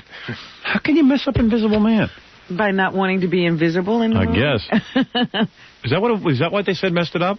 Well, that's part of the problem, that they wind up, a lot of the times, Chevy is there, and you're supposed to just know he's invisible. Oh, I see. So they messed up the Invisible Man. Too bad. Because you wanted to play it serious. Well, not that he wanted to play it serious so much. It's just that he didn't want to be invisible. I see. Good call. Well, all his other films are so successful. What was the last one he did before The Invisible Man? That one that's on HBO now. Nobody's Fool. Nobody's Fool? I can't remember the name of it. It's on HBO. Is that the one with Demi Moore? Yeah. Oh, yeah. Can you imagine? I couldn't sit through a Demi Moore movie. I think she's so hot looking, and I can't sit through it. 5 minutes I lasted because I saw Demi Moore. And don't leave out that one that they did. I don't even know the name of it, but him and Dan Aykroyd. Fletch 2? No, him and Dan Aykroyd are walking around in parkas in the tundra. Oh, I saw that one. Spies Like Us? Yeah, oh boy. He should have been invisible in that. That's the way to go on that one. I said, hey, why doesn't he be invisible? That'd be fun. I'm telling you, any guy who obsesses on you that much is jealous. Yeah. And that's kind of weird. I know you're saying, hey, why is Chevy Chase jealous of me? I don't know. Don't ask me to psychoanalyze him. I don't even know the guy. But it's just when you're mumbling to yourself and all the people on the satellite and then all the people in the room, there's something going on there. When you can't control yourself. How much you want to bet he listens every day, knows everyone on the show? What you want to bet? And his kids listen and love it, too. That's probably driving him nuts. I'm more relevant to his kids than he is. Seems that his wife understood what was going on when we were talking. His wife even knows me. I'm anxious to speak with him and ask him, what's the problem? What's the problem? And even if you don't think I'm funny, why the incredible animosity? Yeah, I mean, I'm sure there's a lot of people he doesn't like. He doesn't go on TV and blast them. Well, he did mention briefly in the phone conversation yesterday that he didn't think you were funny the first time you spoke to him, which is when he was doing that movie. He said that you got him on the phone while he was shooting a movie, and all you did was ask him a bunch of sexual questions about Bruce Springsteen's girlfriend. Right. And he said that he felt that was reprehensible. Is he running for president? Is this the guy who used to be on Saturday Night Live? Sexual questions make him uncomfortable. Hanging around with Gerald Ford does a weird thing to a guy. It really does. Betty and I never talk about sex. Howard shouldn't either. What is the matter with him? But I told you I didn't think that he had a good time that day. He doesn't have a sense of humor. I always knew that with him. I never felt he was that funny on Saturday Night Live. I've never found his movies to be funny. I thought the vacation movies were kind of funny. I didn't think he needed to be in them to right, make them exactly. funny. I thought everybody in there was interchangeable. We had to call Beverly and see what she says about it. I've been leaving messages for her like crazy. Yeah? Yeah. Yeah, I haven't been able to get in touch with her either. Beverly D'Angelo. Oh, she must be busy. Oh, you were, I meant to tell you were mentioned on Larry King again last night. Who was on? It's just getting weirder and weirder. Yeah. I don't know. The guy called me earlier and said that they had on a couple of, AIDS doctors. Right. And oh, no. Good time to bring up the name Howard Stern. And they were talking about, treatments and cures, and somebody asked them if they were familiar with the works of Dr. Howard Stern. Hey, don't laugh. I've got some theories. Oh, you got it on? Yeah, it should be coming through in a second. That's funny, Dr. Howard Stern. Dr. Howard Stern. Thank you. That'll make my mother happy. No, we'll put that through in a minute. 807-923 KROC WISP WJFK. Let me hear that, and then I'll do the Madonna prayer session. Okay. Penthouse Pet, Kimberly Taylor calling in later this morning. Calling in? Yes. We're going to deal with Kimberly over the phone? I think it's easier that way. You think so? I do. I don't know. Gary didn't have her in. I always like to look at her. Why would he have her on the phone? I don't know. I don't know what that's all about. I remember him discussing whether she should be on the show, but... I assume she would be coming in. Yeah, I thought it was a live appearance. I always like to look at her, at least if I got to put up with that nonsense. Well, I believe she's easy to control here. Do you? Oh, yeah. Well, we'll see what happens. She's plugging something, so I figured I'd give her a shot. What happened to the call? Am I not getting that? All right, I'll take a different call. I don't know where he went. Oh, he's gone? Yeah. All right. Maybe I'll do the Madonna prayer session then. Yeah. Okay. There's 4 different ones. Yeah, that was the thing that made me say, thank God I don't work for Madonna. Boy, oh boy. That movie revealed a lot. Is that the goofiest thing in the world? Ever see that movie Truth or Dare? I don't think a huge number of people saw it. Really? No. Not even on video? It's just come out on video a couple weeks ago. Man, she makes everybody stand around and she has no voice the whole movie. Something we can all relate to. Anybody who uses their voice for a living. So she makes everybody stand around and pray for her voice. Man, and it's the most embarrassing prayers. I mean, talk about being egocentric. Oh, wait. Hello? Wait. Hello. Wait, hold on a second. Okay. Hello? Yeah. Wait a second. These phones, you have to be a rocket scientist. You have to be a rocket man in order to figure this out. Hold on. Wait a sec. Hello? Do I have you now? Yes. Oh, okay. Good morning, Howard. Hi. My king. I love you. Larry King last night, they mentioned Dr. Howard Stern. I thought you might be interested in hearing it. All right, let me hear it. You ready? Okay. Okay. Had sex with another individual from another area. You're okay? It's been transmitted along that way. That's a speculation. What's in New York? Dr. Kuvan, I've agreed with your points so far tonight. I'm wondering if you're familiar with the research done by Dr. Howard Stern. No, I'm sorry we didn't get that. Marquette, Michigan, hello. Dr. Howard Stern. Marquette, Michigan, are you there?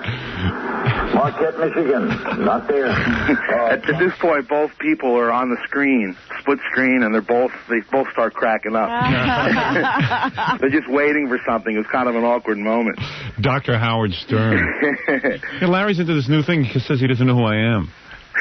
Especially, I don't get that. Yeah. I don't know. There's probably, I'm sitting listening and wondering if anyone else had heard it last night, and I wonder how many nights go by that someone does get through and, no one even gets it to you, Yeah, I love being on shows like AIDS Doctor, serious stuff like that, and the name is somehow brought in. Yeah, well, these were people that were involved with disease control, and it was a pretty serious subject. Actually, I was waiting for Richard to come on, A lot of people, I gave a discourse on the air, about a 10-minute discourse on how AIDS got started. The origin, yeah. Through the polio vaccine, and a lot of people now are looking into my research. But actually, you can read about it in paper on the air. Yeah, it's in Rolling Stone, so.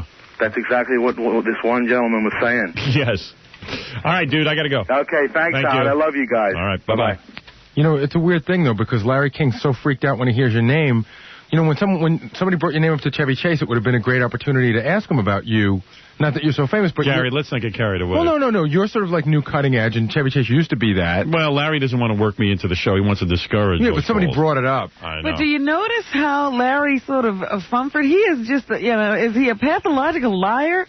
Because he had started off saying, I don't know who that is, with Chevy. And then when Chevy said, Howard Stern, is that the... Well, he has been on... I don't know him. Then he says, well, he has been on the show once, on the radio show. And, and he's like, rattling off all these Well, he's stories. trying to be funny. Whenever he has a comedian on, Larry tries to actually mix it up because he says that he could have been a great stand-up comic. These are not jokes. He's changing his story. He doesn't know what to do. It's like someone just shot him or something when my name comes up. I don't know him. Well, I do know him, but I don't know him. I do. Well, I've never watched his show. He's trying to be cute. I don't know. He's trying to be cute. I think he's covering up. You think there's a massive cover-up? Okay. 12 past 8 o'clock, 92.3 K-Rock, WYSP, WJFK. And do I have to take a break? You do. All right, I'll take a break. I'll do that Madonna stuff. We got to do the news for you. How come Kimberly's not coming in? We want her on the phone? Well, because I thought we had Dial-A-Date in today, and I thought it was going to get weird, so I figured she'd just call in. Because she's worth a looking at, She at least gives us a boner. You want to see what condition she's in. She's changing breast implants pretty soon. And hair color. She's already back to brunette. Oh, she is? Oh, yeah. Maybe there's just a special Donahue hair color. I see. All right, we'll be back right after these words. 94 WYSP. Howard Stern all morning. Classic rock and roll all day. I don't know where it's going to come from, but give me a voice. Now all of her dancers in there, and Madonna has them dressed in bras. Men, dressed in bras. And they're all standing there they have a prayer circle. They're in a circle. They're holding hands, yeah. Yeah. With their heads bowed and their eyes closed. Oh, did it give me douche chills? I just said, oh, my God, this woman's way out of control. Now we've reached the height. Yeah. the height of egomaniac. If there's a mountain called egomaniac, she's on top of it. Imagine if, like we did a live show and I had everyone, I said, okay, everyone, come into my dressing room and let's form a prayer circle. You'd have me arrested. How many other ways can she humiliate the people she works with? The one woman comes to her and says, my ass is bleeding and I don't know why, and she laughs. You think she'd have the decency to turn off the camera and say, I can't use this on my film. This is this woman's revelation, not mine. What woman allows that to be aired? I woke up drunk, Madonna. I must have passed out and my ass was bleeding. And it's on the tape. And I'm saying, when is Madonna going to reveal something about herself? Yeah, what about you, honey?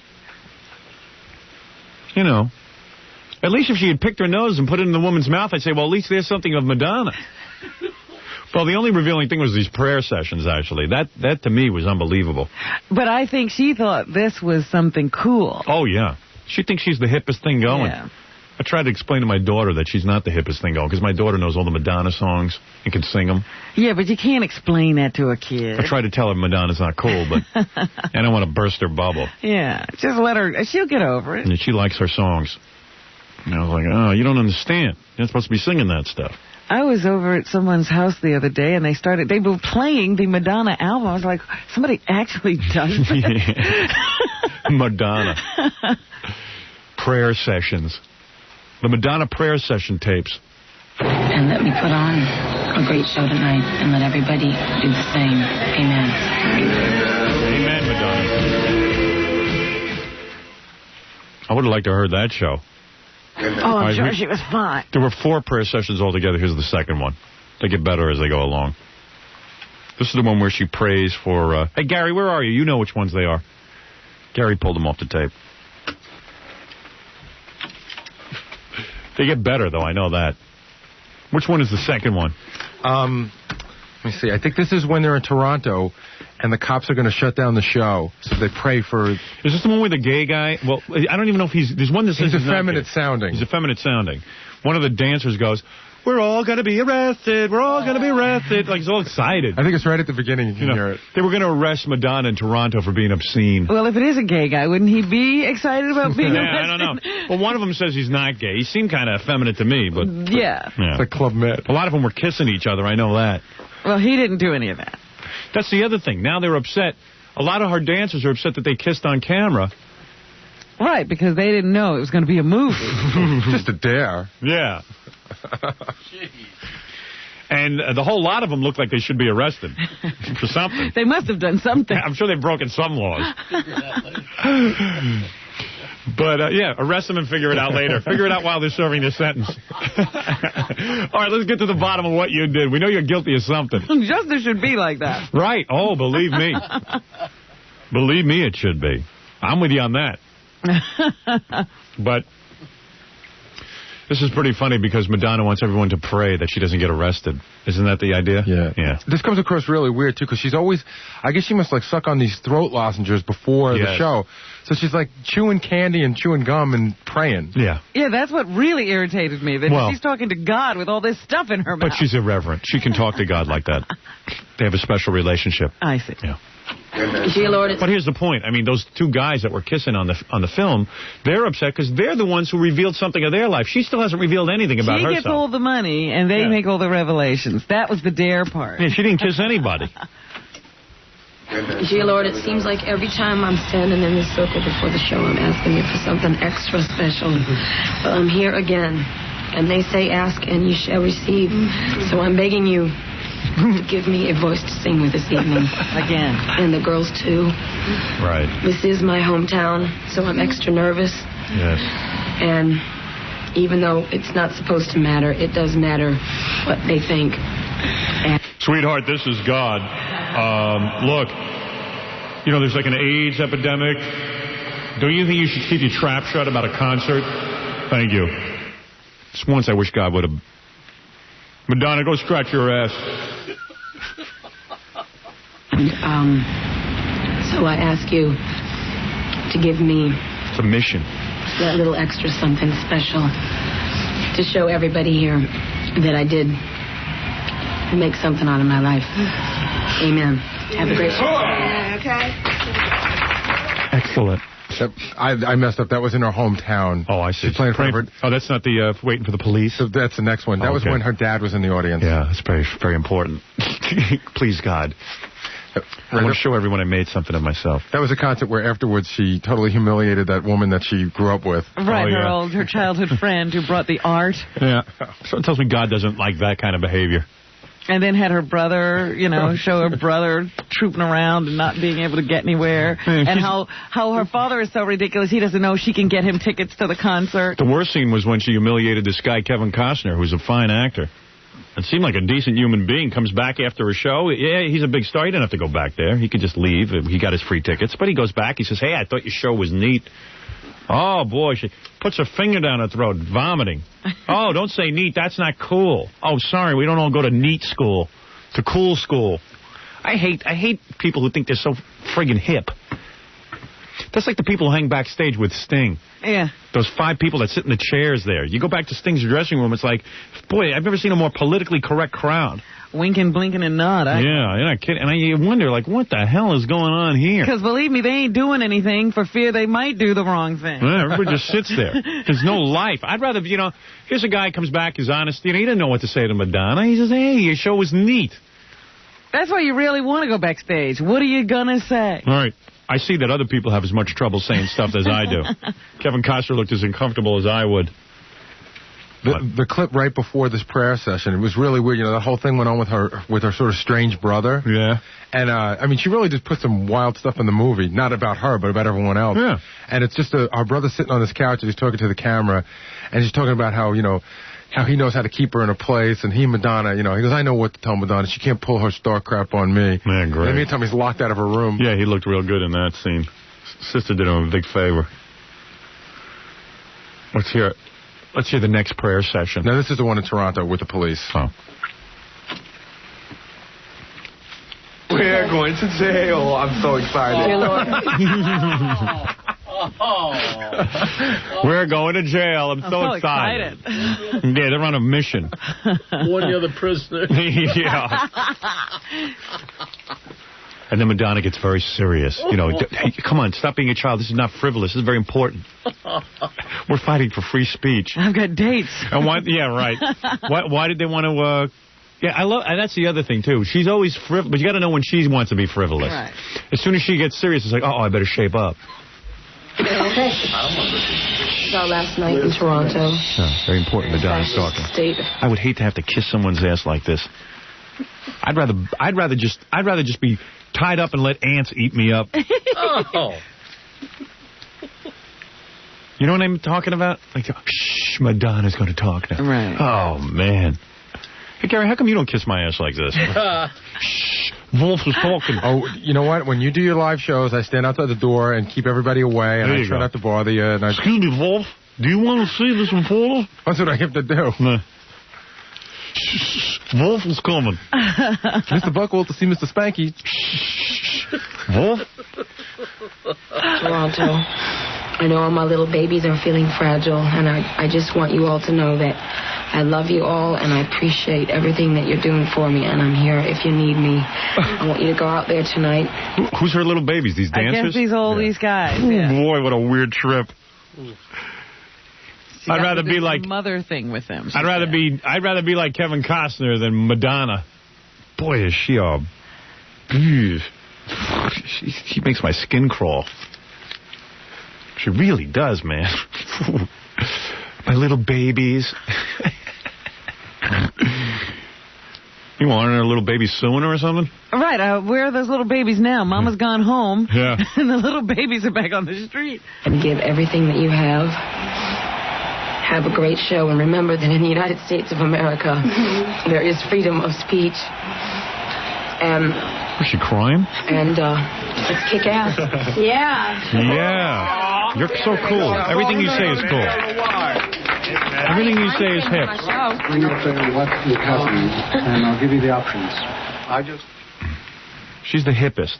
She's the hippest. She's street, man. Lady Cool. Lady Cool. I got a break. Let me do the last Madonna prayer session, then we'll break and do the news. Okay, the setup on this is that they're playing New York, and everything's gone wrong. The woman went out to the club and came back and was bleeding. Yeah. They pray for her. And the dancers are... Well, no, it's really funny, though. Or they don't pray for her. During the prayer session, they do... The camera focuses in on her for a second because you want to see her reaction. Right. Because she just told the story. And the dancers, the 3 gay dancers, are angry at the straight dancer because he was in the Inquirer, and they're all making fun of him, and he's upset, and everybody's fighting with each other. I see. Everyone's fighting. Madonna here has to bring people together through prayer. God, she always knows the right thing to do. Pray for peace. If only I knew how to be like this. All right. I think everybody's feeling a lot better today than they were a couple days ago. Right. And I'm not worried about the show.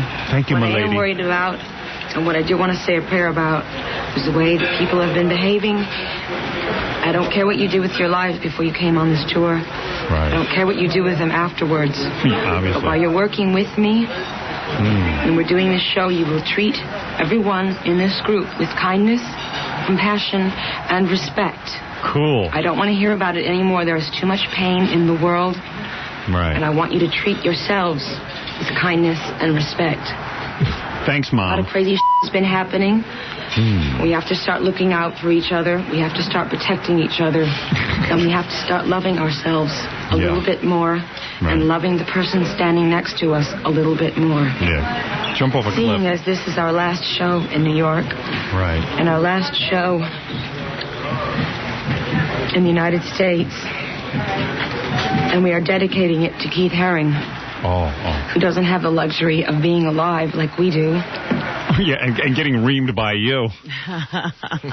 Well, she forgot this when she was dealing with Kevin Costner. She wasn't treating him with a lot of love. No. She didn't think about Keith Haring.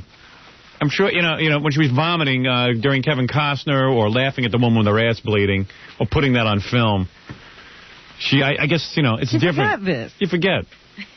Everybody's such a hypocrite. Everyone's such a friggin' hypocrite. That's what I can't say. And then they put it on film. Keith Haring was lucky he wasn't sitting through this. I'd rather join him in the grave than have to somehow through the Twilight Zone. I'd end up in Madonna's little prayer circle. What do you think of that? I'd rather lay brick than be in that prayer circle. I'd rather clean monkey dung in a circus than be in that prayer circle. That's how much I don't want to be in that prayer circle. I'm telling you, I'd rather suck Gary's teeth. Oh. Now you've really said it. Now I've really done it. You'd rather do that? Yep. Must be pretty bad. I beg you to let me and everybody in this room rise above all of our problems. Right. And go out there on that stage tonight and give the best performance of our lives to this one for Keith. Amen. So, everybody have a great show. Beautiful, guys. Sit there and clap. Just imagine your life. Everything you do is applauded. Yeah, just something stupid like that. I could never be in that prayer circle. I'd rather sit through 10 of your farts, Robin. Than be in that prayer circle. That is not nice. Because it didn't have any odor. If it had been a bad one, you could understand it. Well, I'm just trying to make a point, okay? I tell you what, before your newscast, I'll do a prayer for your news. All right? Oh, there have been many times that I haven't had a voice. You never prayed for it. Yeah. I didn't want anybody freaking out. Hypocrite. She's a hypocrite. You know, Keith Haring. That guy's dead. Why don't I pray for Kevin Costner so you don't make him look like an idiot? Yeah, why not treat the people here a little bit better?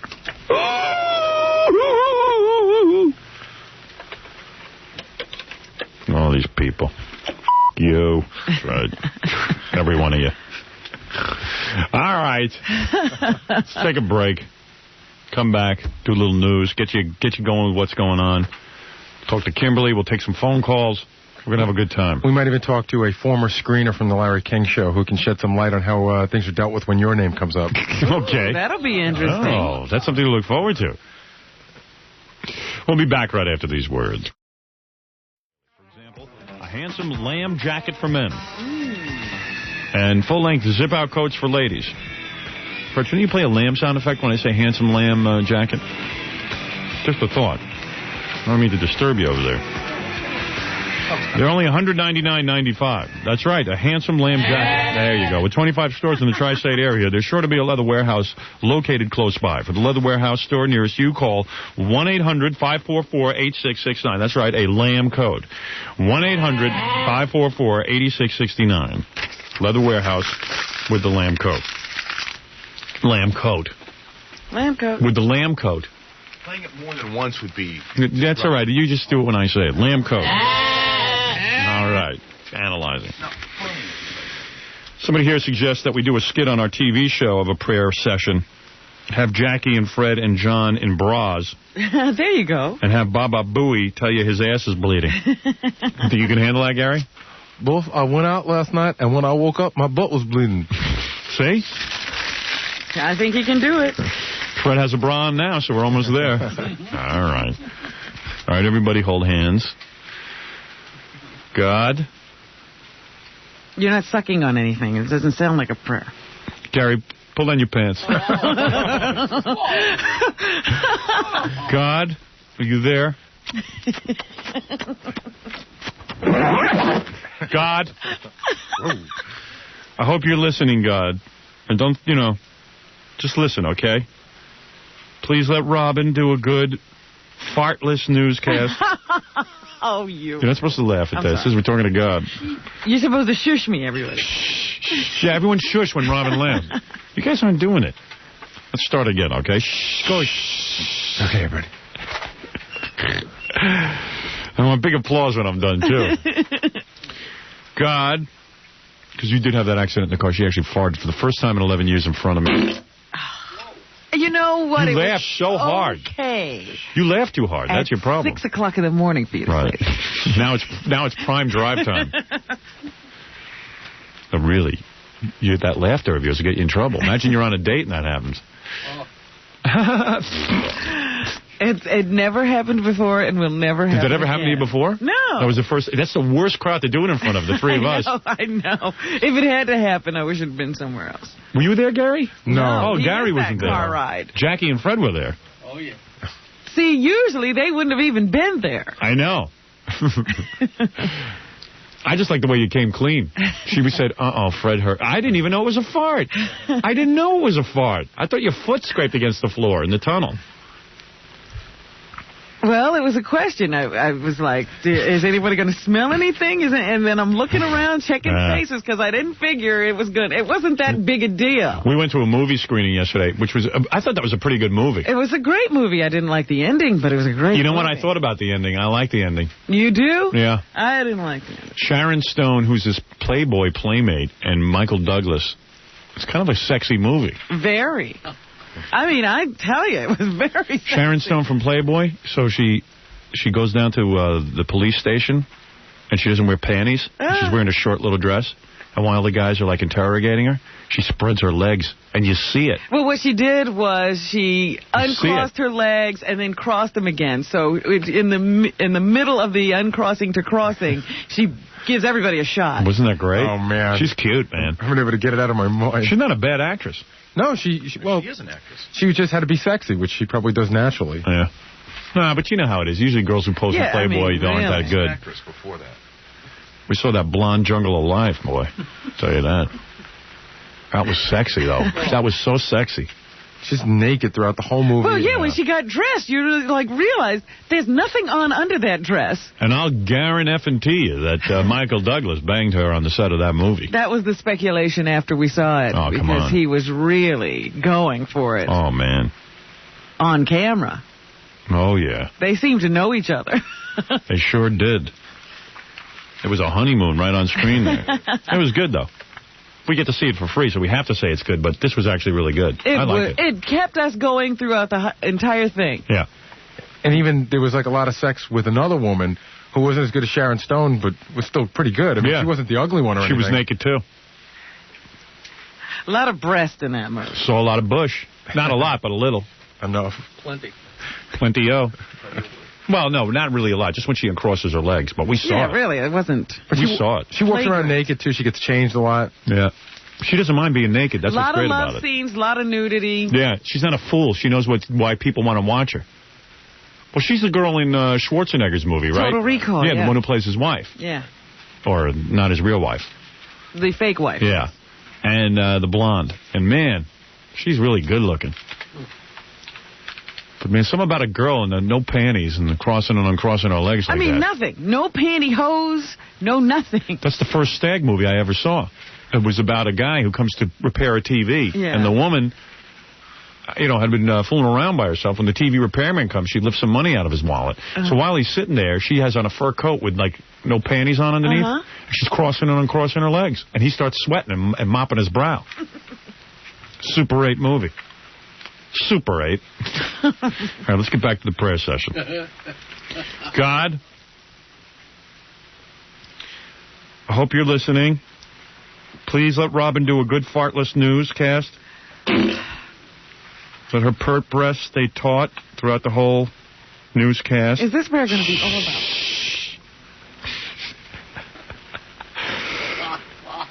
Let all 5 markets, to answer your question, no, it's not just going to be about you. I'm just I'm praying for a good newscast. Let all 5 markets be glued to their radios as we do a great newscast with a lot of comedy sprinkled in, with lots of sex and duty humor. Let's pray that I can come up with really good sexual innuendo. Just bring it right up to the line. And a lot of really good duty stuff. Because duty humor is, I'm 38 years old. I'm far removed from duty humor. But I know the audience loves duty humor. So, God, make sure a lot of duty thoughts come to my mind.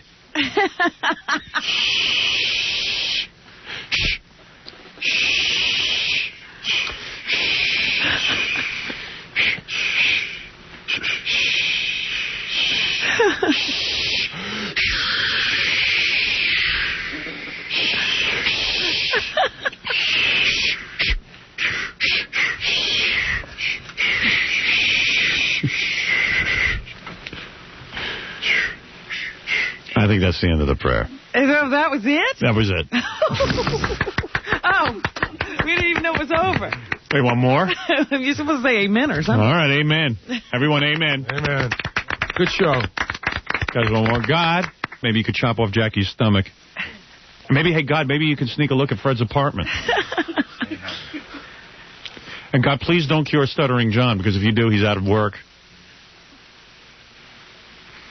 God, please tell Mike Ganji, our intern, to get out of radio, even though he's not in it, before it's too late, because he has no voice. I mean, do you want me to go on? I think, just to say amen. All right. All right, amen. Yeah. Come on. Yeah, come on, let's go do a good newscast. Have a good show. Come on, do a good newscast.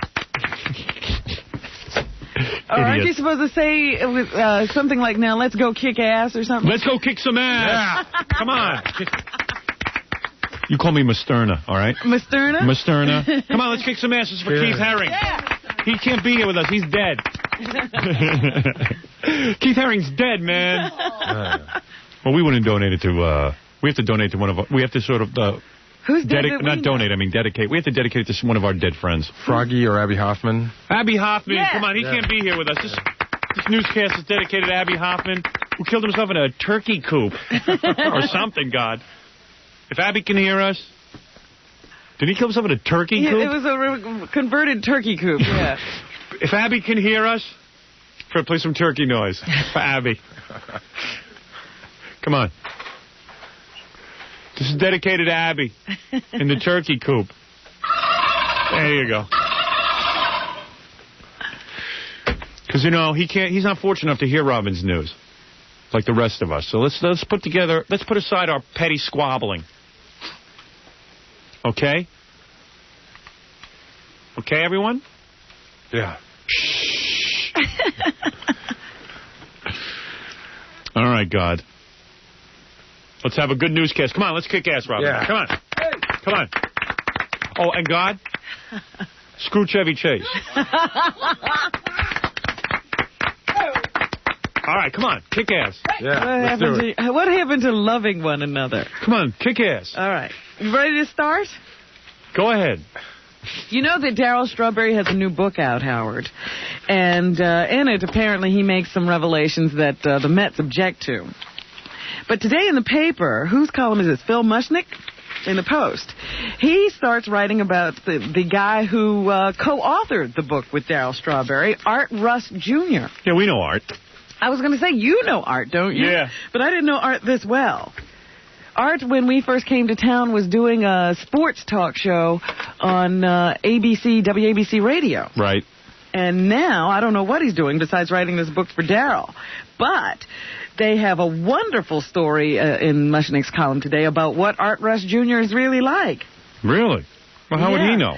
Apparently, he knows Art. Yeah. Mushnick says for Bantam to have hired Rust to write a factual work is stranger than fiction. Really? He used to work for the New York Daily News as a columnist back in the 80s. Okay, that's a good credential. He penned a Sunday Ask Art Rust Jr. feature. Okay. Where he answered trivia questions. The letters were signed by alleged letter writers who also provided their hometowns. Uh-oh. For months, the Post tried to locate even one of these letter writers. Well, you know, sometimes it's hard to get people to write to a sports columnist. But the Bill Heenans of Woodside, Queens, and the Gordon Sanfords of New London, Connecticut could not be found. Oh, I didn't know that about him. Rust's secret admirers didn't even have unlisted numbers.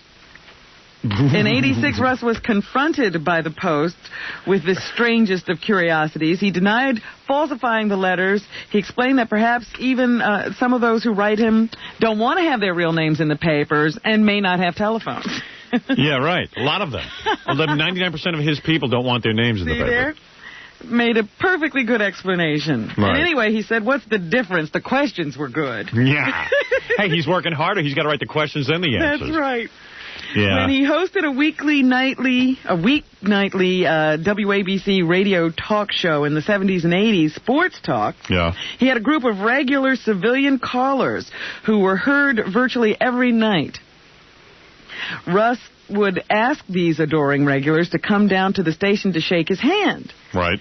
And then he'd ask them if he could borrow some money. Several complied to the tune of 4 figures, and we know of at least 2 who had great difficulty recouping their loans. Can you believe I tried to get him a job on NBC, didn't I? Yeah. I remember. You recommended him. Yeah. It's a good thing it didn't happen, Howard. Well, big deal. Guy was down on his luck, had to borrow a few bucks. Rust's public indiscretions are so great that he actually tried to borrow $500 from Mushnick at a TV and radio convention or something. The joke around WABC employees and Rust's guests was that one should never enter Rust's sanctum unless he had his or her money in his or her shoe. Excuse me, the same kind of stuff. Here's Scott the engineer. You know Art? Yes, I work with him for. Did he borrow some money from you? He tried to borrow money from me. Really? Did he really? Yes. How much? He asked me for $500. I mean, and everyone knows Scott doesn't have $500. That's right. How could you ask Scott? That's hitting rock bottom. Work with him at ABC. Yeah. He would ask everyone for money. Really? Anybody. And never pay it back? Secretaries, engineers, anybody. What's his story? And he was constantly boasting about being the highest paid man in radio. I don't know. Let me tell you something. His ratings were really good on ABC. Yeah. What happened to him? Well, the people at WABC acknowledged that many, many times they were taking calls from creditors and, other people who were owed money, and they would say the line forms at the rear. So apparently whatever he was making already was allotted to other people. You know what that reminds me of? You ever see the episode of Amos and Andy where Kingfish opens a bank? Oh, no. Did you see that one? It was great. That's what that reminds me of. Kingfish opens a bank and takes everyone's money and then just spends it. In February 1987, ABC's legal department acknowledged in a letter to the New York City Marshal that Rust indeed had not yet paid a plaintiff who had won a ruling against him. However, the attorney wrote back that plaintiff was 5th in line to getting the money returned. So you know what Kingfish would do when someone came to ask him for money? Uh-huh. He would say, well, you want to see your bank statement?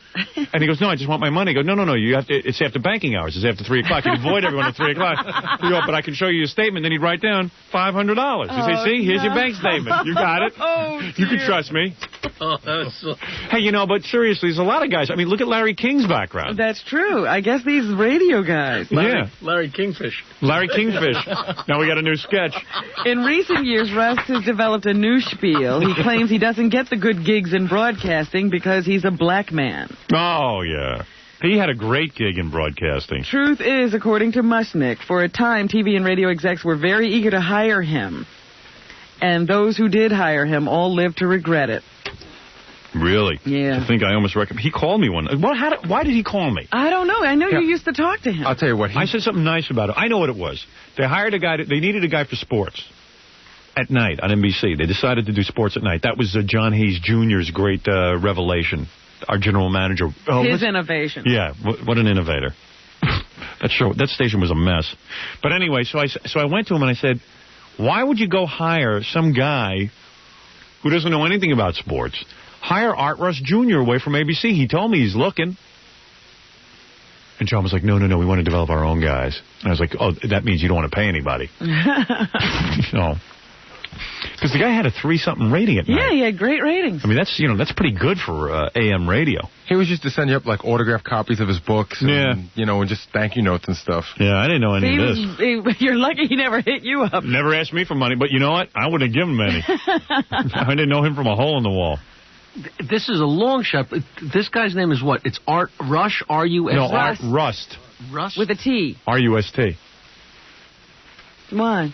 No, because I've been getting letters for like 10 years from a guy named Art Rush, and I just thought maybe he's looking for money, because this is somebody who's looking for money. Is he a black sportscaster? No, they were just letters. I never even met the guy. All right. But he was looking for money, so I thought maybe... Hey, can we get in touch with Art? He would talk to us. Let's ask him about that. I think I read in the paper that he's out in L.A. now. He was not the first choice for the book either. Oh, yeah? He was... Who was? Phil No-No's... No, a reporter from New Jersey who didn't... from one of the Bergen Records, who didn't have time to write the book. He didn't want to work with Strawberry. I think he's in New York now, because I heard him on FAN yesterday. Oh, yeah? We'll have to find him. Oh, we'll find him. Yeah, get a hold of him. Let him refute these claims by Phil Mushnick in the Post. Right. Hey, get a hold of Art Russ. I thought that was an interesting article, though. All right, I'll tell you what, I'll take a break. I'll see if I can get him on the phone. Okay. All right, we'll be back right after this. 94 WYSP, Howard Stern all morning. Classic rock and roll all day.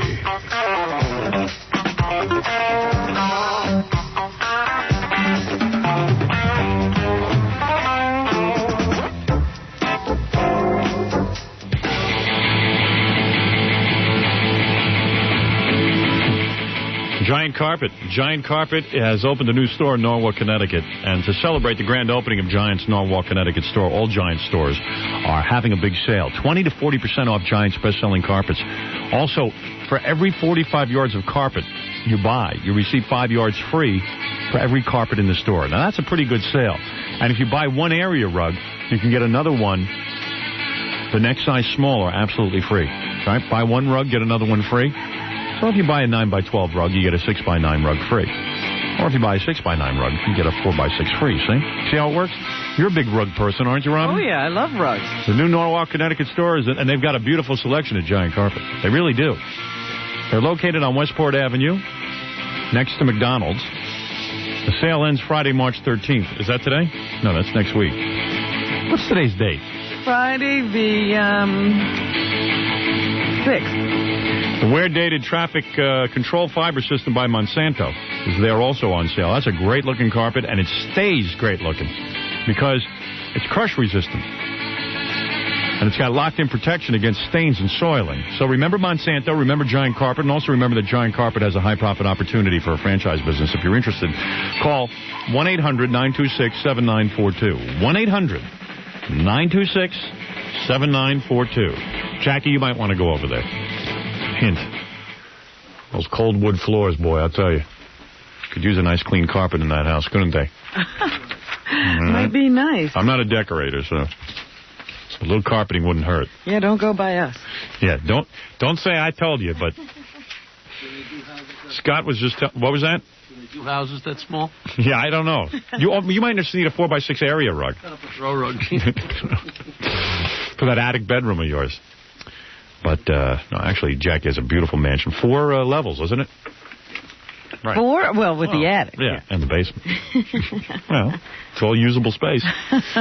Anyway. Jackie's using every bit of it. Remember when Jackie converted his attic into the bedroom? We had to hear about it every day. Oh, yeah. Oh, boy, I could look out on the bay.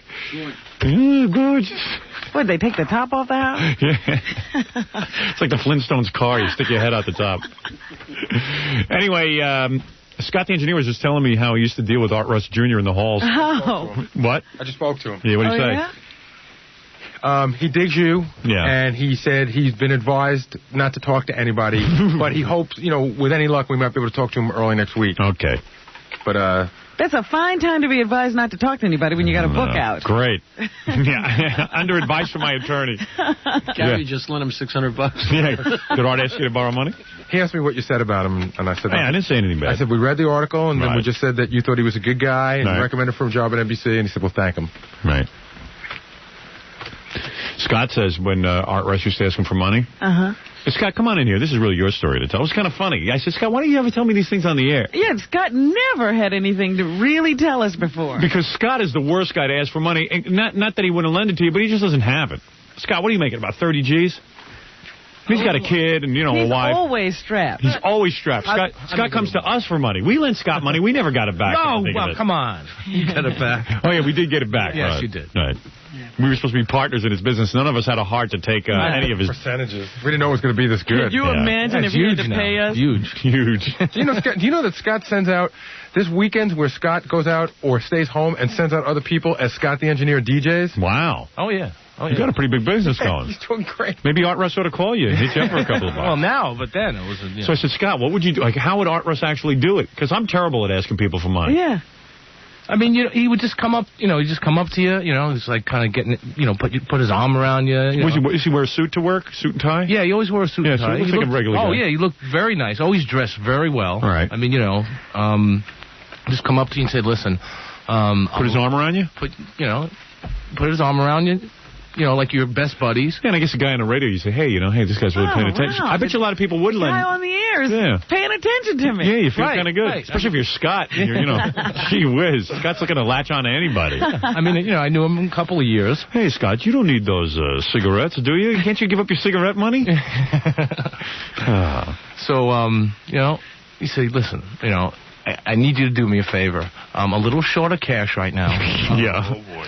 And I'd really appreciate if you can lend me, a few $100 or whatever you can give me, 150. Oh, man. Because I'm a little short of cash. You think of 10, 20. Yeah, right. No, I forgot to bring my wallet today to work. I need some money for subway fare. He wanted bucks. I mean, he just wanted $50. Oh, man. My. So how would you get out of it? I would just say, Art, I'm sorry. I'd love to do it, but, I really can't. I don't have the money right now. You have the money.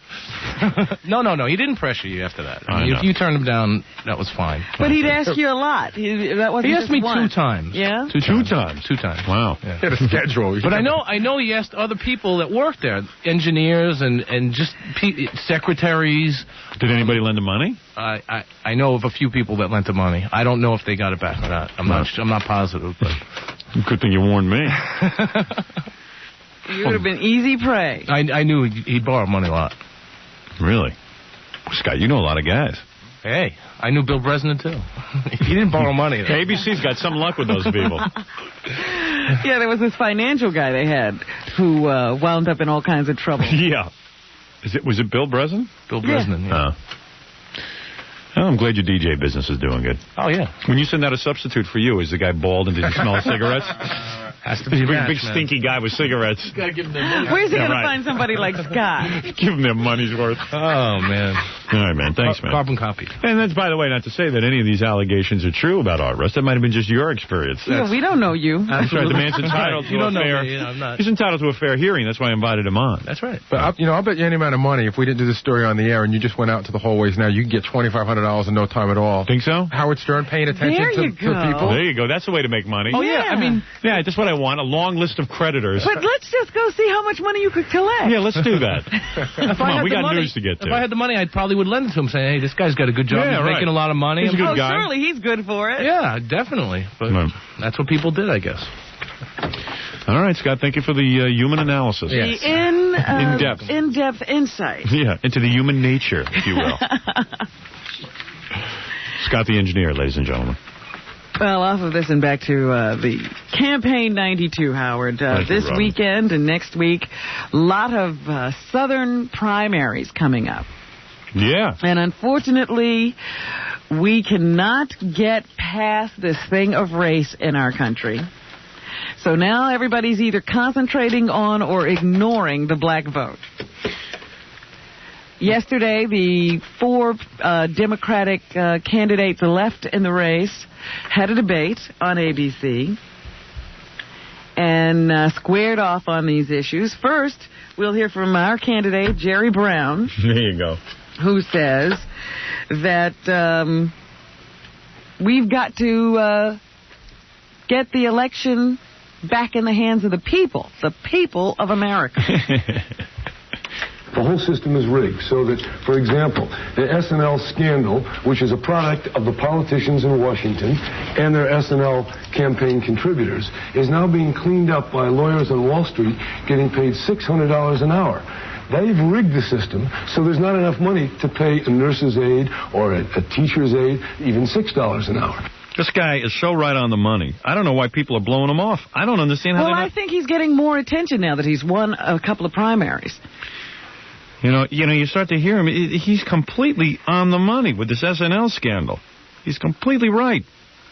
You know, there's a lot of people making money off the scandal now. All these lawyers. Everybody's got lawyers. Everyone's investigating. Everyone's suing. He's right on the money, this guy.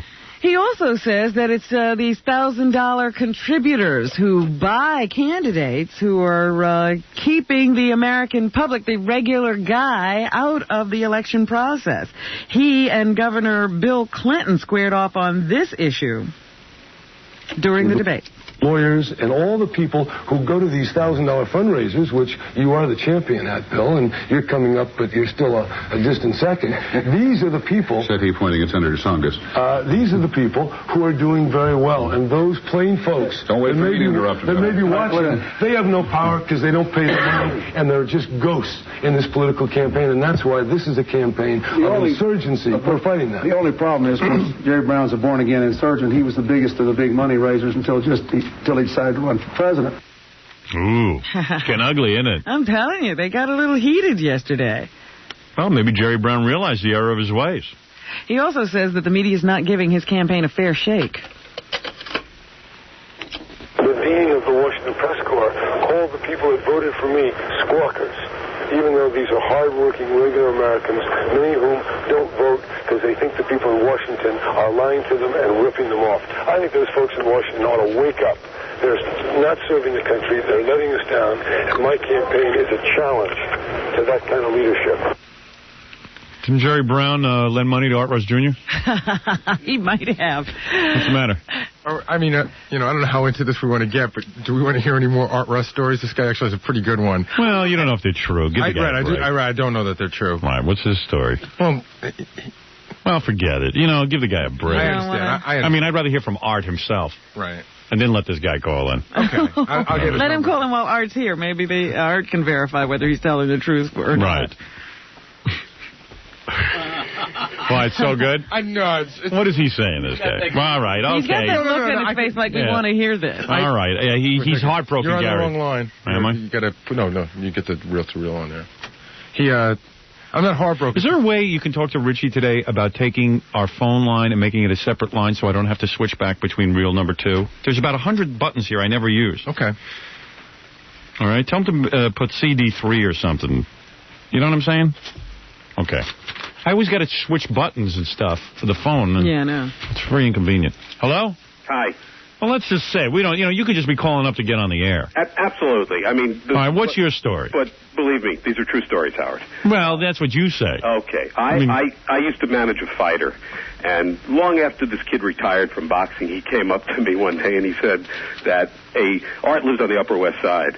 And I'm not interested in where he lives. Yeah, the guy said that a storekeeper came up to him, this fighter, who knew him. All right, you know what? This is already third and fourth. Yeah. No. This is the guy that I manage, and the storekeeper wanted to hire him to beat the crap out of Art because Art did not pay him a tremendous debt that Art owed him. Also, here's firsthand knowledge of one of my closest friends co-signed a bank. Well, you know what? I'm a little disgusted by all this. I can't tell if you're telling the truth. Well, let me tell you something about me then. Okay, I work at ABC, where Art worked for years. Right. Okay.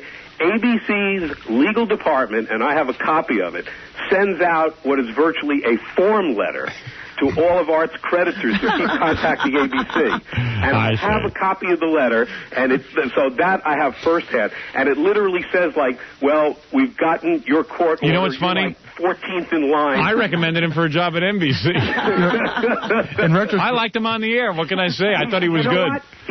You know what? I'm not a sports talk kind of guy. I don't like to listen to guys calling up and going, "Hey, Art, what do you think of the Mets?" Quite frankly, I don't care if a guy owes money or not when I ask him about the Mets, and I don't even care if he's faking the phone calls, and I don't even care if he's faking the letters to his column. To tell you the truth, Hey, Art, what do you think of that guy on the Yankees they just got for second base? By the way, to show you how much Art's disappeared. I hate sports talk shows. You said you don't know with a passion. So, even if I'm into sports, like I'm into like the Super Bowl or something, how much can I listen? How much hype can I listen to guys sitting and discussing who's better? I'll watch the game and then I'll know. You know what I mean? No, Howard, he's got a fabulous. He's great. See, I would like it if Art was like he is in real life on there. It'd be like, Art, what do you think of the Mets? Oh, I think they're pretty good. Do you have a C note I can borrow? or like a 50? I don't know what your situation is right now. But that would be a funny radio show. But by the way, Art's at WBLS as the sports guy now. Oh, is that right? Which shows you why none of you know what he's doing nowadays. Yeah, right. Well, anyway. But anyway. I'm just saying that... you seem like a pretty decent guy on the phone. I don't like to see him. I've met him once or twice. Seemed like a perfectly nice man. He didn't hit me up for anything. Yeah, he never hit. Can I say something nice about him? I spoke to him for a good 10 minutes on the phone. Never asked me for any money. Is he there? In his defense. No, I like the guy. There's two character witnesses for him. There you go. He does a great show, and he is a nice guy. But boy, the stories, Howard, in the industry are just legend, though, about the money thing. Really? All right. Well, thanks for the call. Okay. Okay. Bye bye.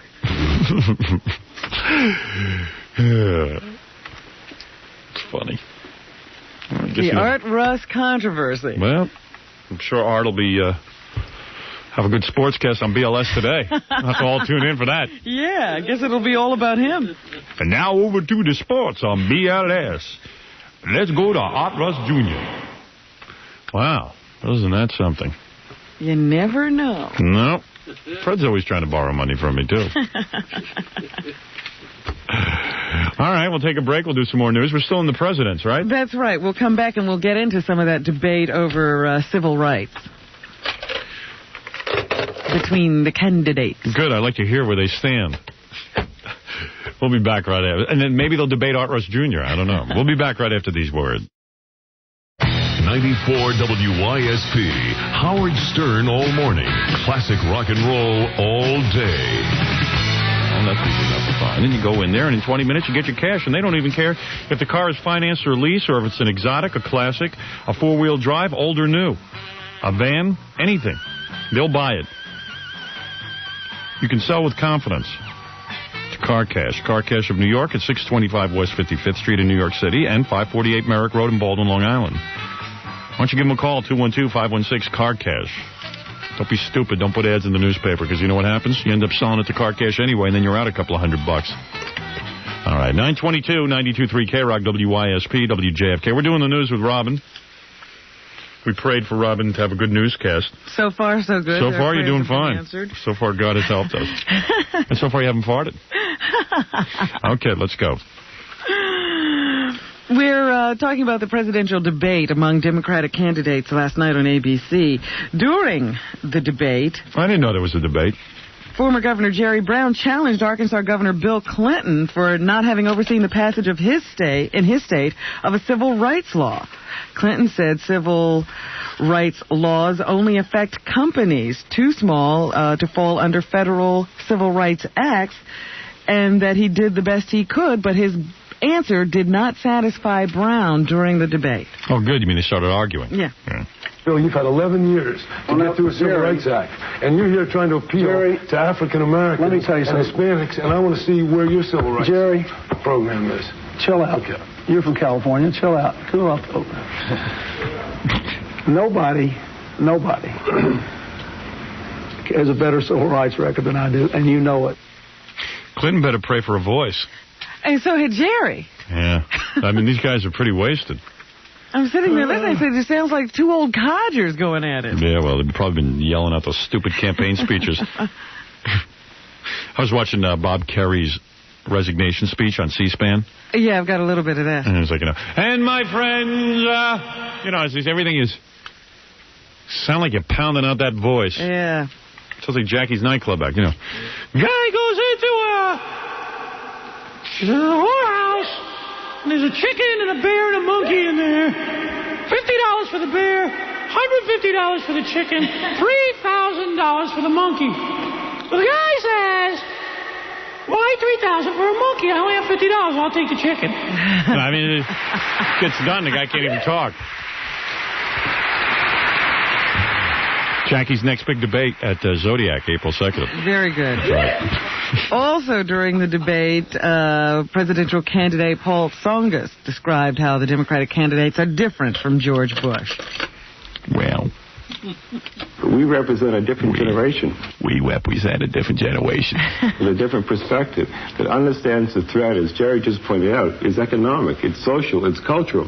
Right. George Bush has no sense of that. He's still mentally back where he was. So he's behind the American people in terms of the change that are taking place worldwide. I don't even know what he just said. I know. He's so distracting. Not an impressive list of people. I don't know what we're going to do in November, because one of those guys is going to be the candidate. I don't know what the question was, but where's my hat? I'm going wabbit hunting. And, of course, there was one person who wasn't there, Bob Kerry. He made a speech yesterday announcing that he was withdrawing from the race. I'm withdrawing from the race. This is no retreat, and this is no surrender. For me, the fight simply is going to move on to new arenas. How do you figure that? I need people to applaud my every word. I was watching him. I was trying to figure out why he didn't catch fire. And I even said, that was the best speech of his career when he resigned. Yeah. That says to me a guy who didn't really want to win, you know what I mean? I often feel that that's how you conduct your campaign. Yeah. If you really are hot to win, nothing goes wrong. You take care of everything. Yeah, well, it's also... When you're running, you're so guarded and you're so worried about saying the wrong thing that you really come off uptight. Yeah. And then when you resign and it's like, hey, forget it. Pressure's off. I'm going to be a human being again. And that's when people start digging you. Hey, he was an all right guy. Yeah. Meanwhile, it says right here in the AP Wire, if it appears that President Bush isn't being critical enough of rival Pat Buchanan on civil rights issues, you're right. Bush campaign aides say the president is steering clear of confronting Buchanan on civil rights because he doesn't want to alienate conservatives going into next week's Southern primaries. So what does that say to you? It says he's very calculated. No, it says that the conservatives supposedly in the South are all bigots, and the president doesn't want to offend them. Well, he's going for the white vote, and the conservatives are not really interested in any kind of civil rights. They're all against any kind of legislation that would give us affirmative action or things like that. So, I don't know. It's just a tricky game, You got to sort of appear not to be what you are. Yeah, but that's lying. That's called campaigning. But the point is, if it's wrong, you should speak out against it. I see. No, please. Got to win the election. No. I mean, you want to win. You're going to just make the election everything? Just winning is everything? Well, if you're not in the game, you're not playing. Or something like that. Right. You got to in order to win, you have to enter. There you go. There you go. You got to play to win. Right. Something. All right, anyway, what else is in the news? Teachers have decided that the schools are too dangerous, Howard. The teachers' union will examine 140 of the most violence-prone city schools in the next few weeks and stage walkouts at each if it is determined that the system isn't doing enough to keep the teachers and the students safe. I tuned by Donahue yesterday. They had some kind of wacky show where somebody was filing a lawsuit against that school where those kids got shot. Yeah.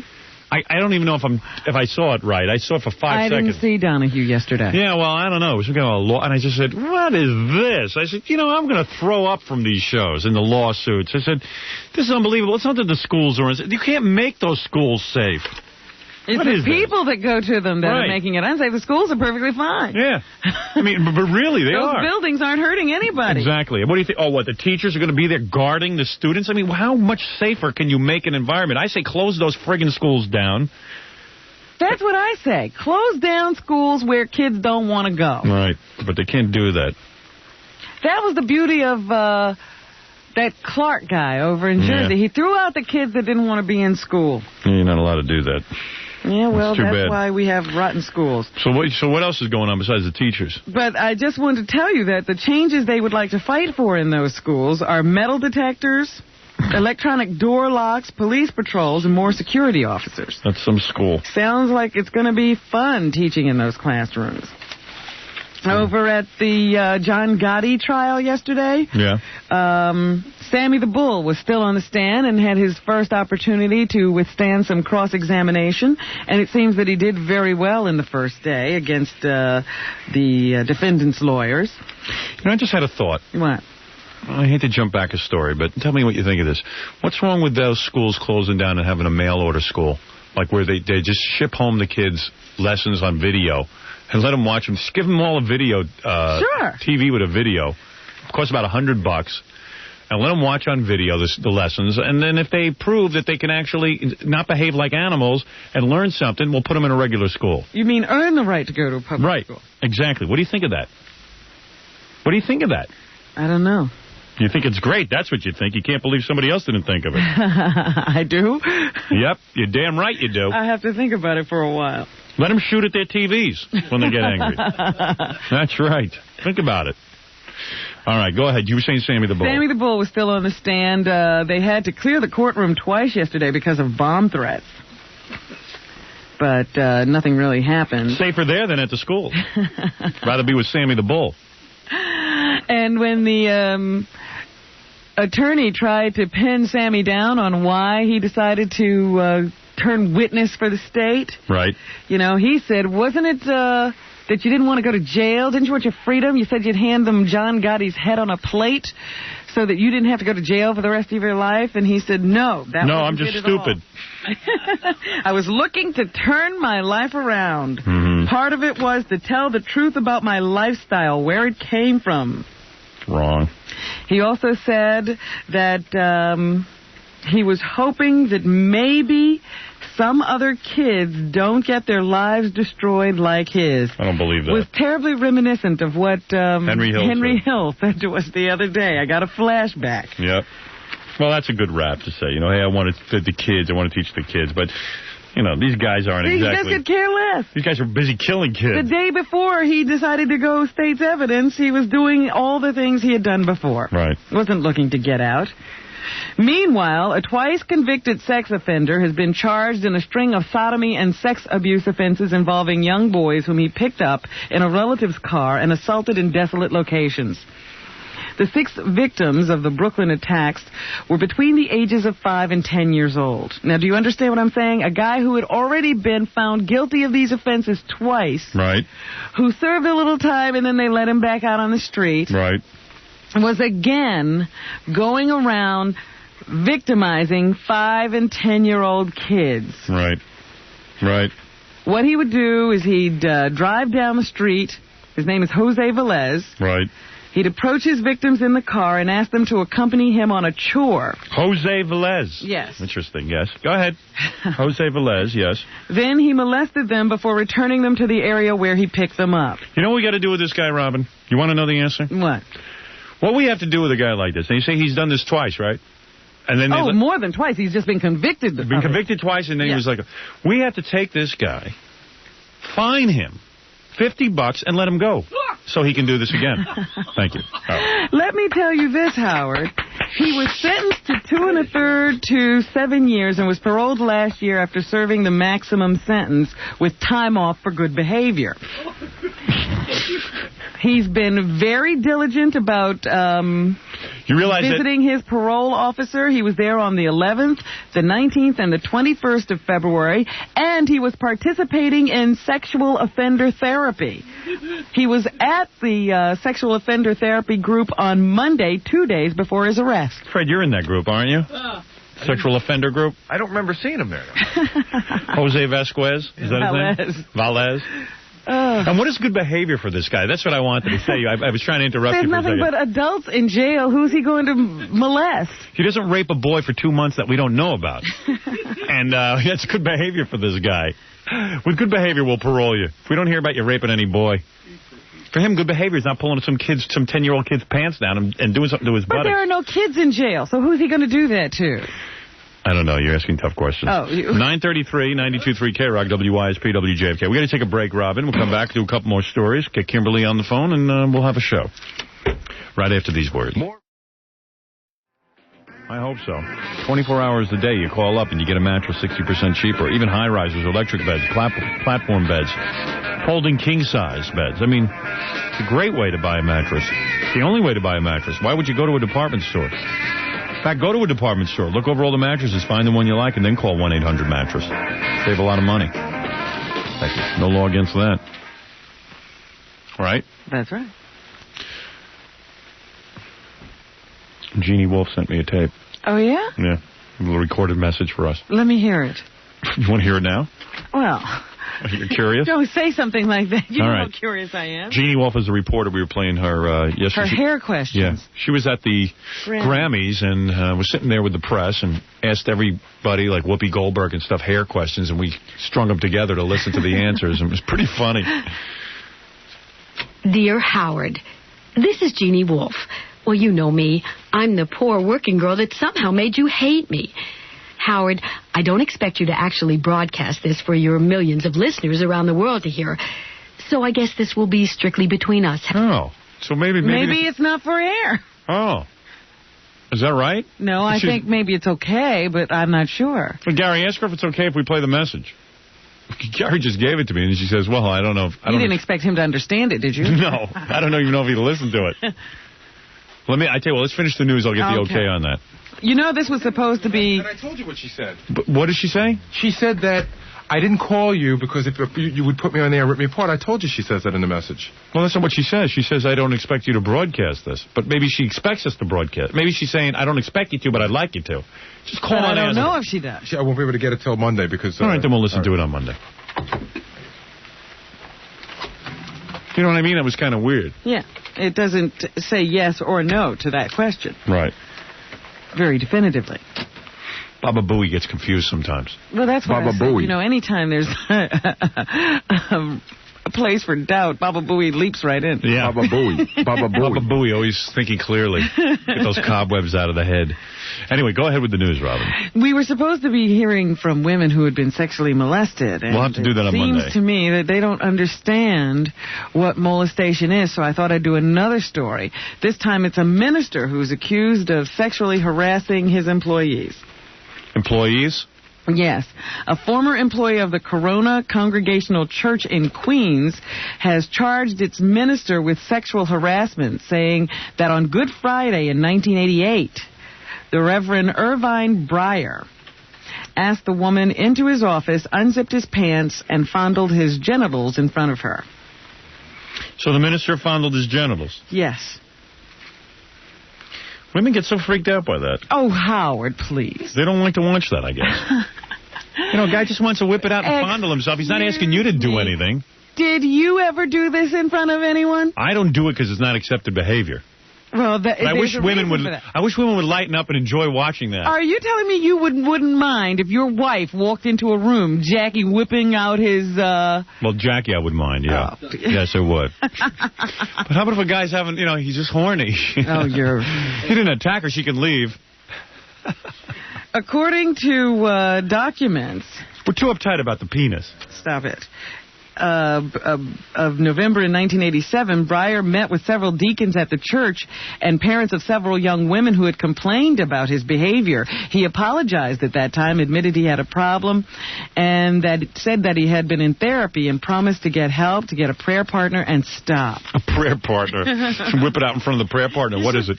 You were looking for women who were molested? Yeah. Well, how about a guy that was molested by a brother, a priest? Oh, boy. Well, can I just finish telling you about this minister? Because he has some other tricks up his sleeve. Yeah.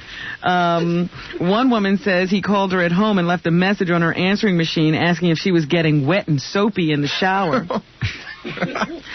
The woman said she went to a church meeting in 1987 at a parishioner's home and that she watched Breyer lay on top of a woman on a couch and put his face in her crotch.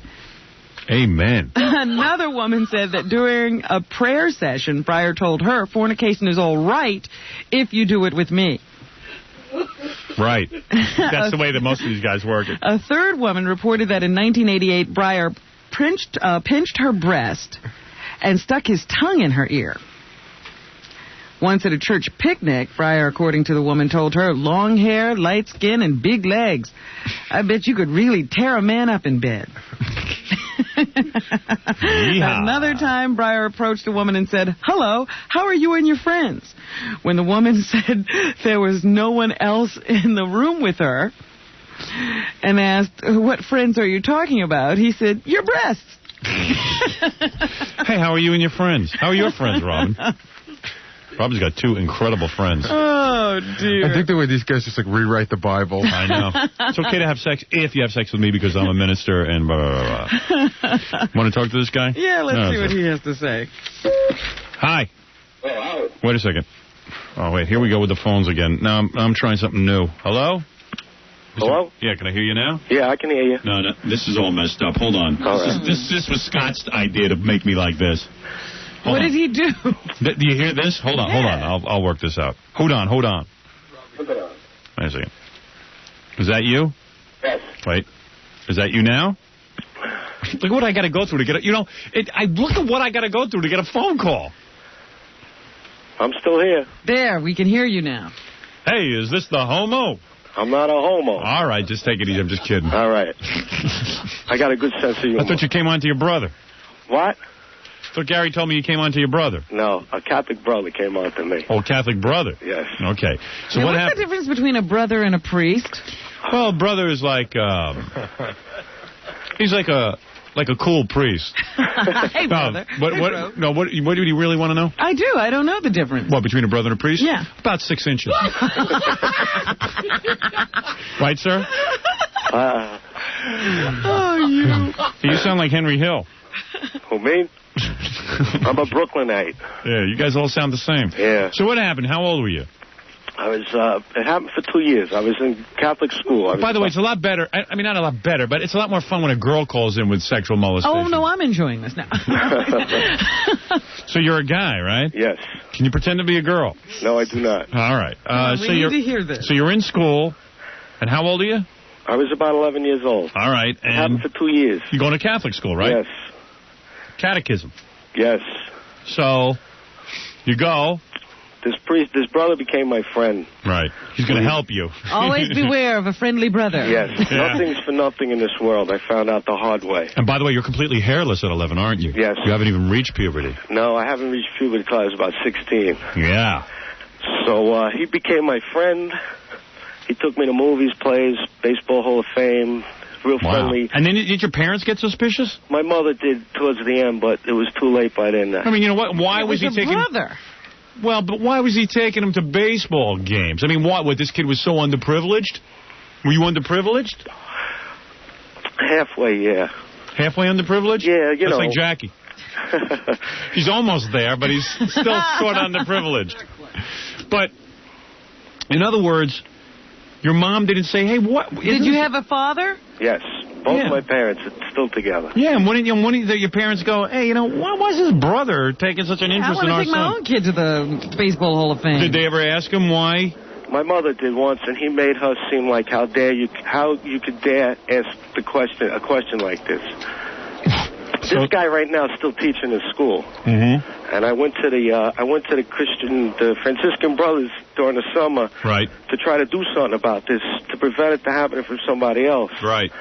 And they kind of blew me off, told me that it was humanly impossible for him to do that to me. Humanly impossible. That's exactly what the guy said to me. All right, so what happened? So you're like 11 years old and you're going and stuff, and you're saying, hey, I'm a pretty special kid. You know, this guy really likes hanging out with me. That's exactly how I felt. That was very special. Right, and he wasn't doing this with the other boys, so you felt like, hey, I'm a pretty cool kid. Yep.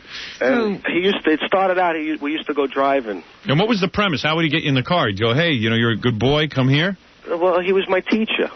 I see. He's a role model. He's someone who's supposed to protect you. Yeah, but I mean, how does he get you in the car? Was he, I'll drive you home, don't take the bus? No, he used to. It started out writing letters, and then, you know, we want to go to the movies, okay. He wrote you letters? Yeah, well, you're friendly type of, you know, when you're 11 years old, you're pretty vulnerable. I don't know. If my teacher started writing me letters, I'd be out the door. You're not kidding. Unless it was a nice-looking babe. If you're 11 years old... You might have been looking for it. Who, me? Yeah. No, I doubt that. What is that, Jackie? If you're 11 years old and your teacher writes you a letter, wouldn't you run and show it to your parents? Yeah. Yeah. They didn't write the letters, they were just friendly letters. But still, you would say, God, I must be great because my teacher sent me a letter. You mean he would send you these letters to your house? Yeah. And didn't you... Well, I know you didn't think it was unusual, but, like, what were the letters? Like, hey, let's go to a baseball game? Well, yeah, that type of... And your parents never saw that? They seen the letters. And they didn't react to it? Like, hey, what was this teacher writing? Let's go to... No wonder you were easy. Your parents didn't know what to do. I practically got your pants off. No, I don't think so. Man, your parents got to get with it. No, well, you know, they were young. I have young parents. And Was there lipstick on the envelopes? No. I was going to say, did he douse them with perfume? Swack. Swack. So you get these letters, and then I don't see how you ended up in his car, but, like, where did he make his first move? Well, he used to take me, like, to the movies and stuff. And, like, would he start, like, fondling you in the movie? Yes. Oh, now, man. After the first time that happened, wouldn't you, like, sort of bail? My at-home life wasn't that great, so it was better to be with this guy, and he'd buy me gifts and everything. What was going on at home? Well, my father was drinking, and, you know. Oh, I see. So he I'd took rather advantage stay of with that. him. Yeah. Hey, Dad, give me a beer. So was he beating you and stuff, your father? Sometimes. Oh, yeah, I see. So you were troubled. So yes. This guy under the guise... At least he's being nice. He's writing your letters saying, hey, I know you're troubled, and I need to help you. Isn't that great? Isn't that great when somebody comes to your rescue? Just look at a person in trouble. Here's You could really mistrust adults afterwards, you know? That's how my whole life has been, you know, from that day on. Amazingly, I'm upset that nobody even ever tried to fondle me. I can't believe what a repulsive kid I was. Yeah, now you're going to say you were a repulsive kid because nobody came on. I know. No one ever comes on to me. Well, I'll tell you something. Well, we used to drive around in the car, and he used to let me drive the car. So his hands would be free. Yeah. Sitting on his lap. To work your pants. Oh, you would have to sit on his lap to drive the car. Yeah, because naturally I was too short to reach the pedals. Right. And he used to have his way with me. Wow, you had to drive. Yeah, how can you concentrate on your driving? Well, okay, wait, let me get this straight. So you go to movies with the guy, and what does he do? He slips his hands in your pants? Yes. Wait, did you do the popcorn trick where he, like... No popcorn trick. Did he force your hand on him? No. No, he just wanted to be in your pants. Yeah. And you're sitting there going, oh, man. I didn't know, I didn't know how to react. Didn't you feel queasy? Yeah. Yeah, I used to fight him. I remember fighting him. Yeah. But not saying two words between us, but I remember fighting him. So then did he get you naked? One time he took me up to Baseball Hall of Fame. He got you naked. An overnighter. He got you naked at a Baseball Hall of Fame? He took me to a friggin' monastery. Oh, man. And he jumped in the shower with me in a monastery with about 20 other brothers, you know, on the property. So in other words, you're taking a shower, so all of a sudden the brother comes into the shower? Leaps into the shower. Yes. And what, did he start soaping you up? Yeah. And what did he do? He did everything to you? No, there was no intercourse and no penetration like that. He's just fondling it. Wow. You know. Did the other brothers try to gangbang you?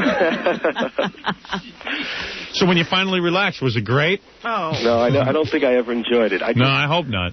I tell you something, man. You got to do something. You see, the problem is you're squealing to the wrong people. Which is what I want you to do. Now listen to me. Tell me if you think this makes sense. If you want to get this guy back, all right? Go ahead. You go to the cops. Yes. You let them know about it. If you got the balls to do that. I don't know. I do have the balls to do that. Okay. You let him know about it. You say, look, obviously, I can't press charges now. Statute of limitations. Over, right. Let's watch this guy, for God's sake. Someone put a tail on him. We can nail him. Mm-hmm. And if they don't give you any recourse, you know what we'll do? What's that? Let's hire one of these spy dudes. With one of those briefcases with the, like the spy tech guys. Cameras. Yeah, with the hidden camera. I'm sure he's still doing it. Come on, let's get this guy. He's got to be about 30. He teaches in high school now. Get the cops. The cops will help you. Yeah, I already went all those. He's probably listening to the show right now with 2 third graders. I'm telling you right now. No, he teaches high school now. Well, whatever he's teaching, man, we got to nab him. He's got to still be doing it. That's what I went to them at the beginning of the summer, and they put him away for psychological evaluation. You don't sound like you're lying. You got a regular job, right? I'm an electrician. See, he's an electrician, Robin. They don't lie. They don't lie. We don't lie. I have a great electrician, and I'm telling you, this guy's honest as can be. Charges me a little too much, but... That's the only thing they do, though. They overcharge. They sure do, because, they know you're desperate. So then, like, your parents found out that he was... How did they finally... they didn't find out until about 2 years ago. So... I kept it a secret. How did you stop it, then? Yeah. How did I stop it? I just stopped. Once I started hanging out with people my own age and realizing that this was wrong... Yeah. I said, there's something wrong here. Was he writing you letters trying to get you back? Yeah. And he was teaching in the school that I went to. Did he have a special name for you? No. Like Petey? No. Oh, Petey. Peony. Peony. Oh, man. My boy, my son. And when he hops in the shower, what does he say? Like, don't you say, hey, get out of the shower? I tell you the truth, I don't remember much of it. You probably feel guilty because you didn't say get out of the shower, so... Yeah, Yeah, right, so you feel funny about it. But you were an 11-year-old, you know what I'm saying? You're not supposed to know. Yeah, don't bum out about it because you probably, as an adult, you're saying, why didn't I just kick this guy in the nuts? That's exactly what but you can't. But you were 11 years old and you were confused and stuff. Doesn't mean you're homo. No. Did he have a... Well, never mind. I don't want to know. All right. But that was the first time you saw the brother without his clothes on. Yeah, how'd he look? Was the guy in good shape? Was he a handsome man? He is a good looking. He was a friendly guy. He was very friendly. That was his M.O. That's Jackie's M.O. Friendly guy. Everybody's pal. Jackie's molesting everybody. Yeah, he molested Robin in the car the other day. Hey, let me rest my head on your breast. This guy was very involved with sports and, Yeah, I got you. Very outgoing with all the kids in the neighborhood. And look at Fred taking down notes. Sports. Hey, I'm sorry that happened to you. I know that's a real drag. Yeah. I know some guys that happened to, and I'll tell you something. It's messed them up for their whole lives. Yeah. They always feel guilty, like, hey, I should have done something different. But you know what? You don't know what to do. Yeah, you don't know. When you're that age, you just don't know. Like in your mind, you're adult, you say, hey, man, I could at least farted to chase him away. That's what Robin did to Jackie. Boy, it worked. Is that why you did it, Robin? Tell the truth. Maybe it was Jackie repellent. Jackie was molesting Robin in the car, so she lets one rip. Man, oh, man. It was an accident, but it sure repelled him. It sure got rid of him, man. Nah, but I know what you're saying. I just got, I had a drug problem, too, Yeah, sure. I'd have one, too. Believe me. You're not kidding. Oh, I'd be all messed up over it, but you just got to put it behind you. You married now and stuff? No, I'm single. Oh, put it behind you. Shut up, Jackie. You're nuts. What's he saying? Oh, he's an idiot. He's not sensitive at all. Don't listen to him. Like me. But, I'm trying to find out what it is I can do to the only thing I want to do is to have this guy not teach anymore. I don't think it's proper. Go to the cops. Let's see what they say. They don't say nothing. There's nothing they can do. What do you mean? You didn't go to the cops? I went to the cops. Oh, you went? Went to the cops. I went to the head of the Franciscan Brothers of New York. Yeah, well, they never do anything about it. They don't want to squeal on each other. Yeah, they don't want to. It doesn't happen. Yeah. Well, it doesn't exist. Gee. Maybe some other boys will come forward who have been... I know of a couple of people that I've heard it happen. So why don't you get them all? Why don't you get them all together in some kind of group? Go down to the cops and press charges and say, "Hey, listen, there's more than one person here." Yeah. Yeah, come on, get it together. You got to do something about this guy. I know. Got to be like Tom Arnold. Go confront him, man. You got to get down there, man. Yeah. Seriously. Yeah, you can't let this guy go because he's probably still doing it. Yeah, okay? he probably is. Yeah. All right, man, I got to go. All right, Howard. Thanks for the story. It's a little sexier when a woman calls in with it. But Howard, I did it for Robin. Thank you. You're welcome. I mean, Robin's pretty turned on right now. All right, dude, thanks. All right, Howard. All right, man. Bye. Give me a call. Let me know what happens. What? I know some cops. I'll turn you on to them. Who, me? Yeah, maybe we can find some guys who'll be Hey, sympathetic. if you could do that. All right, hold on. All right. Boy, I know I shouldn't get involved in this, but No, we all must get involved. Take care of the kids. I'm too busy. Oh, you. All right, I'll help the guy out. I'll see if I can't line him up with some... Hey, there ought to be something you can do. Yeah, we'll see. I know what you could do, but I can't tell you on the air. Get some chicken porn. Maybe I should join... I got it. I know what you're going to say. Join the Franciscan Order. And go in and infiltrate, right? No. That's what Father Dowling would do. Are you saying that Howard Stern should join the Franciscan get in Order? those black robes. Yeah. And see if I can get close to this guy. Serpico Stern. Robin, you have a plan? It's not for the air. I see. All right. Well, when we come back, I'll tell you if Robin's plan was any good. Right after this. Cars are going for ridiculous prices. Mercedes, $2,000. Taurus went for $700. A Ford Mustang, $900. Incredible deals. And they're happening out there, and you got to get down to New Jersey Public Auto Auction. Let me remind you that there is instant delivery, temporary plates available, it's free admission, and at the end of every auction, they give away a free car. Bring the whole family. It's a lot of fun and entertaining. Out-of-state buyers pay no sales tax. New Jersey Public Auto Auction, located at 75 Stockton Street in the Ironbound section of Newark. This is the way to buy a car 3 miles north of Newark Airport. Take Route 109 north to Delancey Street, 109 south to Wilson Avenue. Go check out the cars, and for more information, you can call this number. 201-817-9500. New Jersey Public Auto Auction. 201-817-9500. All right. Where's Robin? She's still doing the news? She's the newswoman. She's not here. She's like Dan Rather. She just ran out. All right. And whatever happened to Kimberly Taylor? Well, you know, we never spoke to Kimberly Taylor. Oh, is the show over? I wonder if she's been molested. Anyway, what else is in the news, Robin? Let's see. We're not going to have a St. Patrick's Day parade, probably, because everybody's fighting. And now I understand that secretly, aides to Cardinal O'Connor are telling the Ancient Order of Hibernians to continue to fight having gays and lesbians march in the parade. And they got some support from the ACLU the other day. Really? Says that, yeah. You never can figure out what side they're going to come out I know. on. It always is a surprise. Yeah. They say they have a right to decide who marches in the parade. They do? Yeah. Essentially, what the New York chapter of the ACLU says is that, quite frankly, the First Amendment ultimately allows people to be bigots. It is the parade of the Ancient Order of Hibernians. They get to say who marches in it. So I guess it'll be fighting right down to the wire. The church wants them to continue the fight. You know, they're just not into having gays walk in the St. Patrick's Day parade. So the gays aren't going to back down. The gays are wrong. Guess there won't be one.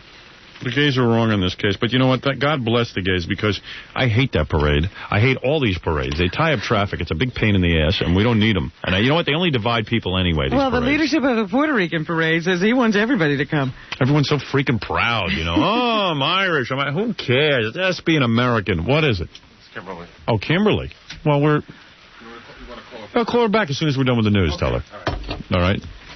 Manny Mirabal, who is president of the Puerto Rican Day Parade, says he'd like the event to celebrate the cultures of America, so he wants everybody to be involved. What's his name again? Manny Mirabal. Oh, Manny Mirabal with you. Just checking it out. Maybe a new name for Fred on the air. Manny Mirabal. The beating of a black motorist that resulted in 4 police officers being arrested and charged with what are they calling it? Beating. Police abuse. Police brutality. That's Yeah. what it's called. That's going on. It got underway yesterday with the opening arguments. The prosecutors are saying this was an unwarranted attack. I don't know about that. The lawyers for 3 of the 4 defendants say that Rodney King provoked the attack. A 4th officer, however, broke ranks with his fellow officers And he says that the others were out of control, and he actually wound up taking a baton from one of these officers to stop the blows that were being rained on Rodney King's head. The only thing these officers are guilty of is being stupid. They should have just beat him in the station house. I can't believe you're still saying this. Absolutely, I'm saying. In the light of the fact that one of the officers now says, yes, it was wrong and everybody was out of control and they were doing something they shouldn't have been doing. Well, he's misguided. He knows where it's at. This guy's on a high-speed chase. Well, all of that will be brought out in the trial. Now, the prosecution says the officers have lied about the speed of the car. Right. They have lied about the activities of Mr. King during the arrest, and they lied about the number of blows. Well, we'll see. We will certainly see, because on the stand today will be the husband and wife team who were involved in the high-speed chase.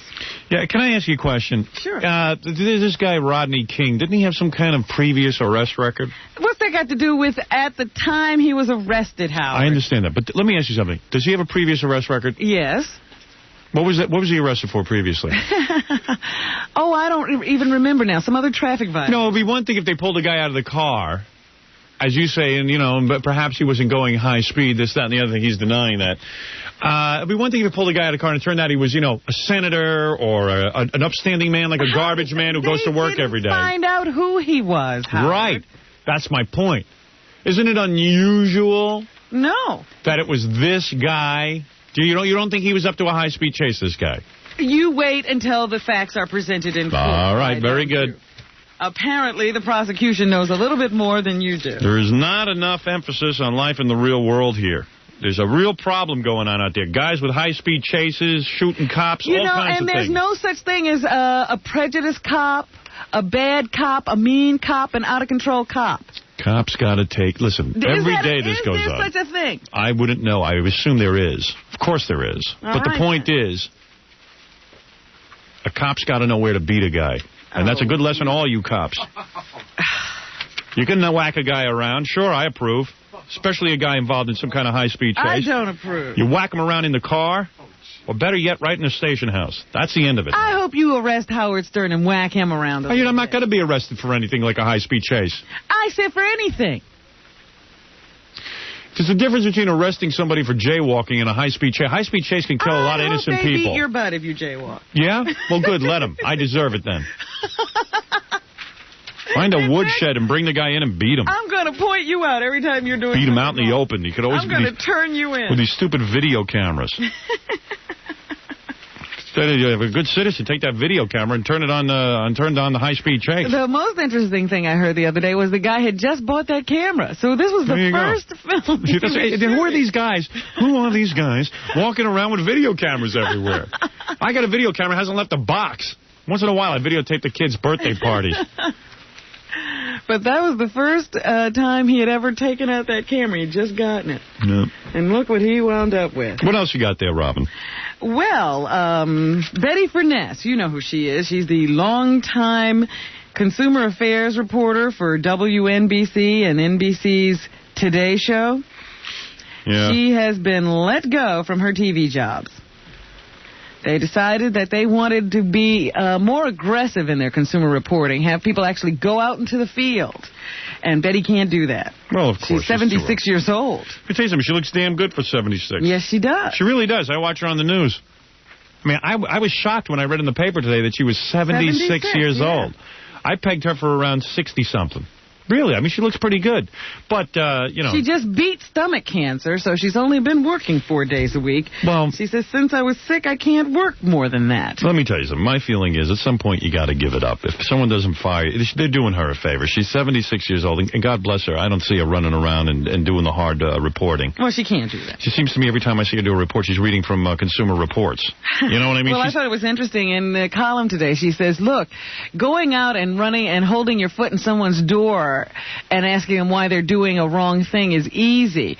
What's not easy is finding out how to tell people not to get involved with those people in the first place. Well, I disagree. TV is a visual medium, and you got to be there confronting people. And, look, she's 76 years old. There's a time you let a younger person get some work now. She's made enough money. Why is it that you find people who won't leave? There are people, you know what it is? It's like my father. My father never would. My father would still be working today. Yeah. But due to circumstances in his business, he had to retire. And he was going down kicking and screaming. And you know what? He's a happy man today. He loves it. So she will be happy. She just doesn't know it yet. She's going to be thrilled. There's a woman that has stomach cancer. And you know what? Young people need work. We got families and wives. It's a 76-year-old reporter already. It's depressing. It's enough. It's enough already. Frank Field's even looking a little haggard. Get a young guy in there. Let him do his thing already. Yeah. Let's give somebody a break. There were a couple of things that I wanted to mention to you about television. Did you see that Bill Cosby's going to take over the Danny Thomas telethon? St. Jude's Hospital? He always does a yearly telethon, an annual telethon, and Danny, of course, was the host. Right. And the kids got together, and they decided they wanted to continue with the fundraising event, and they decided to tap Bill Cosby as the host. Marla Thomas got Bill Cosby? Yeah. Yeah. So I thought that was interesting. Couple of things may not return to TV next year. A lot of do-gooders in that Thomas family. Just treat the help nice. That's all. That's all you got to do. Don't yell at everybody. That's the first part of being a human being. Don't yell at people, especially when they're working for you. Growing Pains may not return to the ABC lineup next year. Although I'm not heartbroken about that. I don't watch that show. That's the Alan Thicke program. The one I like. Kirk Cameron. I like that show because Kirk Cameron's girlfriend or his wife is on there. And, how long do you think the marriage will last once the TV show's over? Another 3 years, if that. Meanwhile, NBC had canceled the Andy Griffith show Matlock, but it's been picked up by ABC. See that? So there'll be more of Andy Griffin on TV. Griffith. Or whatever. Right. Or whatever. Yeah. Go ahead. Anything else? And ABC will bring back dinosaurs. Wow. So, I've never understood. How could people like that show? Not only that, I don't even understand that show. My kids love it. I can't even follow the plot. I know. First of all, I don't like those dinosaurs. Well, the puppets have gotten so sophisticated that adults can't even understand them. I don't know. They have dialogue. And they got this whole dinosaur world with dinosaur rules. They don't die. They just jump into a volcano or something. I don't know. I can't take it. Beatrice Arthur's a dinosaur enough for me. That's my dinosaurs. The Golden Girls is not coming back because B. Arthur has decided to leave the show, but they're turning it into something else. Well, of course. Listen, Beatrice Arthur's an old woman. She needs a rest. She needs to rest up. Go enjoy life a little bit. She made a lot of money, this woman. And I heard she crawled into a volcano. That's what happened. Is that right? It's dinosaur rules. It's time for her to go. In fact, I thought the whole premise behind the dinosaur thing was that you get a family member to push you in. No, I don't know. Like that's an honor. They're the ones who send you off to the great beyond. And people are happy to go when they go there. Must be a message there somewhere. Right. So anyway, Howard. Is that what's happening? Yeah. Oh, I know what else. First of all, Richard Lewis's movie is not reviewed in the newspapers today. Oh, why is that? Oftentimes, studios will do that when they're worried about a film. When they're not sure of the reception and they want to try to get, just a few people just to stop in because they don't know anything. Right. They don't give it to reviewers beforehand. All right. Well, let's see what happens. So I don't see that one reviewed today, but what is reviewed is Blame It on the Bellboy, the movie with Bronson Pinchot, Dudley Moore, Brian Brown. Isn't Jackie's wife in that? I don't think so. But they only give it 1 star. Oh, that's unfortunate. Well, as long as studios keep putting money into these losers, I'll tell you one thing, man. I'm going to shock a few movie types when my movie comes out. I'm going to gross $100 million. What do you think of that? Hey. I'm not kidding you. I'm never in a losing project. I'm going to give the people what they want. You can be damn sure of that. I've thought about this long and hard.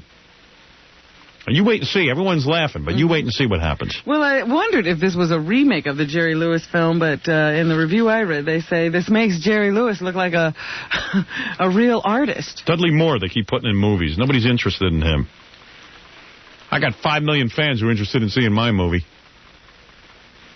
Same thing with our radio show. Why does it get high ratings? Why does the television show get high ratings? Because we're in touch. We're in touch, so you be in touch. All right, you want to talk to Kimberly? Yes, let's All go right. ahead and do that. All right, Gary, put her on the phone. Let's let her plug away. This is Kimberly Taylor, the Penthouse Pet. And the only reason we have her on is because she's good looking. But now we're having her on the phone. Yeah, I don't understand, but all right. I promised her she could come on. She's quite a knockout, but boy, oh boy, that accent. She's good looking. I saw her on Donahue the other day. She had blonde hair. She's a dark-skinned girl. She made her hair blonde. It looks totally unnatural. Well, now Gary says she's gone back to brunette. Good idea. You back to brunette? Come on right now. Get on the other end. Turn the radio low. Kimberly? Kimberly? Hello? Kimberly? Yeah. Lower the radio. Oh, I never did that before. Michael, lower the radio. Yeah, Michael. I did. Okay. I mean, turn it off. Turn it off. Michael, turn it off. Turn it off. All right. How's your law school coming? What? What color hair do the other lawyers you hang out with have? Did they dye Today. No, I'm brunette. And God, I haven't been in Delphi. I was going to school to be a paralegal, so I haven't been in that in like a year. No, I don't think you're ever going to go to law school. Because... Too intelligent for that. Because You like me with brunette. I heard about that little thing when I was on Donahue. You said, oh, she's got blonde hair. You're making fun of me. I didn't dye my hair brunette because... So I saw you on Donahue making speeches about breast implants. Like you were being serious. Am I good or what? I am good. Yeah. No, seriously, I was making... I shouldn't have said that I had them on air on TV, but... Why? It's not a secret anymore. I mean, everybody has them. It's not anything personal anymore. Well, Why what are you doing? My boyfriend, Michael, say hello. You're going to remove your... Michael, say hello. What's up, Howard? Hey, man, how you doing? Good, how you How's doing? it banging Kimberly? Great? What? How's it banging Kimberly? Unbelievable? Good in bed? He's my new boyfriend. We haven't done that yet. Yeah, right. Now, this isn't the guy you brought the last time. No, I'm better looking. Man, you're a lucky man to be banging her. I swear, I'd love to sample that goods. Howard. How's it? Hey, Michael, how is it to get a penthouse pet? It was like a dream come true, I guess. Yeah, you ever What have? do you do? Yeah, what do you do that you get a girl like that? What do I do? Yeah. This and that. No, What do I'm you doing mean? Playgirl. What do you mean, Playgirl? I'm doing a magazine. You mean you're a model too? Yeah. Oh, you're kidding. Thanks to her. What do you mean she got you in She there? got me into it. So what do you do? You guys hang out all day? No, I work. I work at night. What do you do? I work at Goldfingers. What are you, a stripper? No, not yet. What do you do? I do security over there. Oh, I see. So you're a big, strong guy.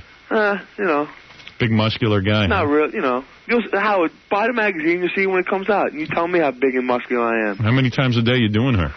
About 4. No, come on, Michael, stop.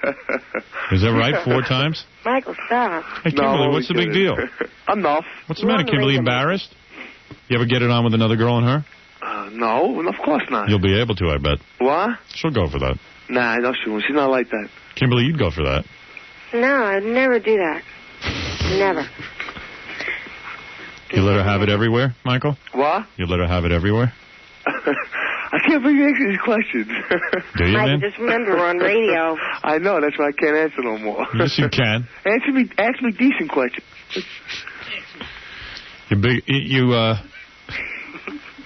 So you give it to her 4 times a day, huh? No, not 4 times. And you go, oh, man, I can't believe I'm getting a penthouse pet. 4 times a day. Look, see, I got to watch what I say, because when I get off the phone with you, I got to deal with her. Yeah, big deal. I'm going to have cat scratches down my face. Nah, she can't do anything about it. What's she going to do? She going to break up with you? Believe me, she's a maniac. You want to marry her? What? You want to marry her? Or are you just going to use her up like the other guys do? Oh, stop. I can't believe you're Howard, talking nobody like that. ever uses me up. Well, It's a matter of time before they're off the shelf. what happens when you get old, honey? What happens when you get old and you don't have those looks anymore? I'll always have the looks. I'm American Indian. They'll never leave. I'll always have my looks. And what if one of your boobs pops and leaks? Well, remember, she's getting her implants taken out through the nipple. Yeah, no, what are you going to do? You have your nipples removed and they're going to take out your implants? No, what I'm going to do is I'm going to take the silicone out because it's attacking my autoimmune system. I mean, that's why I'm tired all the time. That's why I sleep a lot. How do you know it's attacking your autoimmune system? I can tell. I mean, I have a BSN in nursing. I mean, I know when I'm fatigued and chronically fatigued all the time. Yeah, but you could be tired from the fact that, your lifestyle is pretty... No, I really don't have outrageous. such a hard lifestyle. I mean, I work a big 2 days a week. I shop, I shop during the week. I read. I watch TV. Did you go to the doctor and he said the silicon is in your body? No, they just think that I'm low on iron. I mean, I've been tested everything. They say, oh, you're low on iron. And then I spoke to another doctor. So why don't you take some iron? You have your autoimmune system is attacking yourself. You got to take the silicone out, and you have to put the saline in. Fill them with sand. That's what I would do. Sand is natural. Oh, no. Fill your breasts up like sandbags. Down to my feet. So let me tell you something. The saline has a silicone holder. No, that is true with some. That's like there's 3 different types of saline implants. You see, saline is composed of salt and water. If it does, in fact, leak, it could leak. There's a fact that it could leak. But we're it's learning like medical science from Kimberly, Robin. It's just all water. Medical science. Water. I mean, you take some water-based pills. Listen to this. It's going to drag right out of your system. Imagine anyway. sleeping with her, though? After you're done. But, Professor Taylor. Professor Kimberly Taylor. God knows what it can do. You And take some nobody's ever water-based said how pills to long get rid of silicone saline. lasts in your body. Water-based pills. They say saline just doesn't look as good as silicone. But what do you think? Well, Robin, I think... you have some silicone implants? No, Robin doesn't have No, implants. I don't have implants. Oh. Well, your explanation was very, very profound. Yeah, and also besides that, I mean, That's all you have to say to her. Silicone came out. I believe it came out longer than that because she doesn't even stop to breathe. See, you go crazy to sleep with her because she's so good looking. People, like, put their but then names after down, you orgasm, FDA. I'd have to run out of the house. I'd have to head for the hills. You'd have to hide. If they had E equals MC Hammerhead. registered with the FDA, You couldn't even sleep through this. No, they can have a questionnaire like twice a year and say, "Are you chronically fatigued?" Imagine, Is this happening? and then Is I'd that be like, happening? maybe I'll They hang have around for more a second studies, time. and they'd be able to, A second dose the of silicone Kimberly. would have been off the That's market forget it. 10 to 15 years I'm ago. 38 years old. In a couple of years, it would have been off the market. Although I'd have some good sex with her. But right now, we have to suffer because of it. Silicone you're right. looks a lot better than saline. You're absolutely right. Yes, you're absolutely right with that explanation. You really are. You're right on the money. How did you bleep me out when I was talking? No, I didn't at all. Oh. You sounded very intelligent, You as do a matter that of all fact. the time. No, I You're don't. like, listen to this one. You're so Yeah. sexy. What are you wearing right now, sweetie?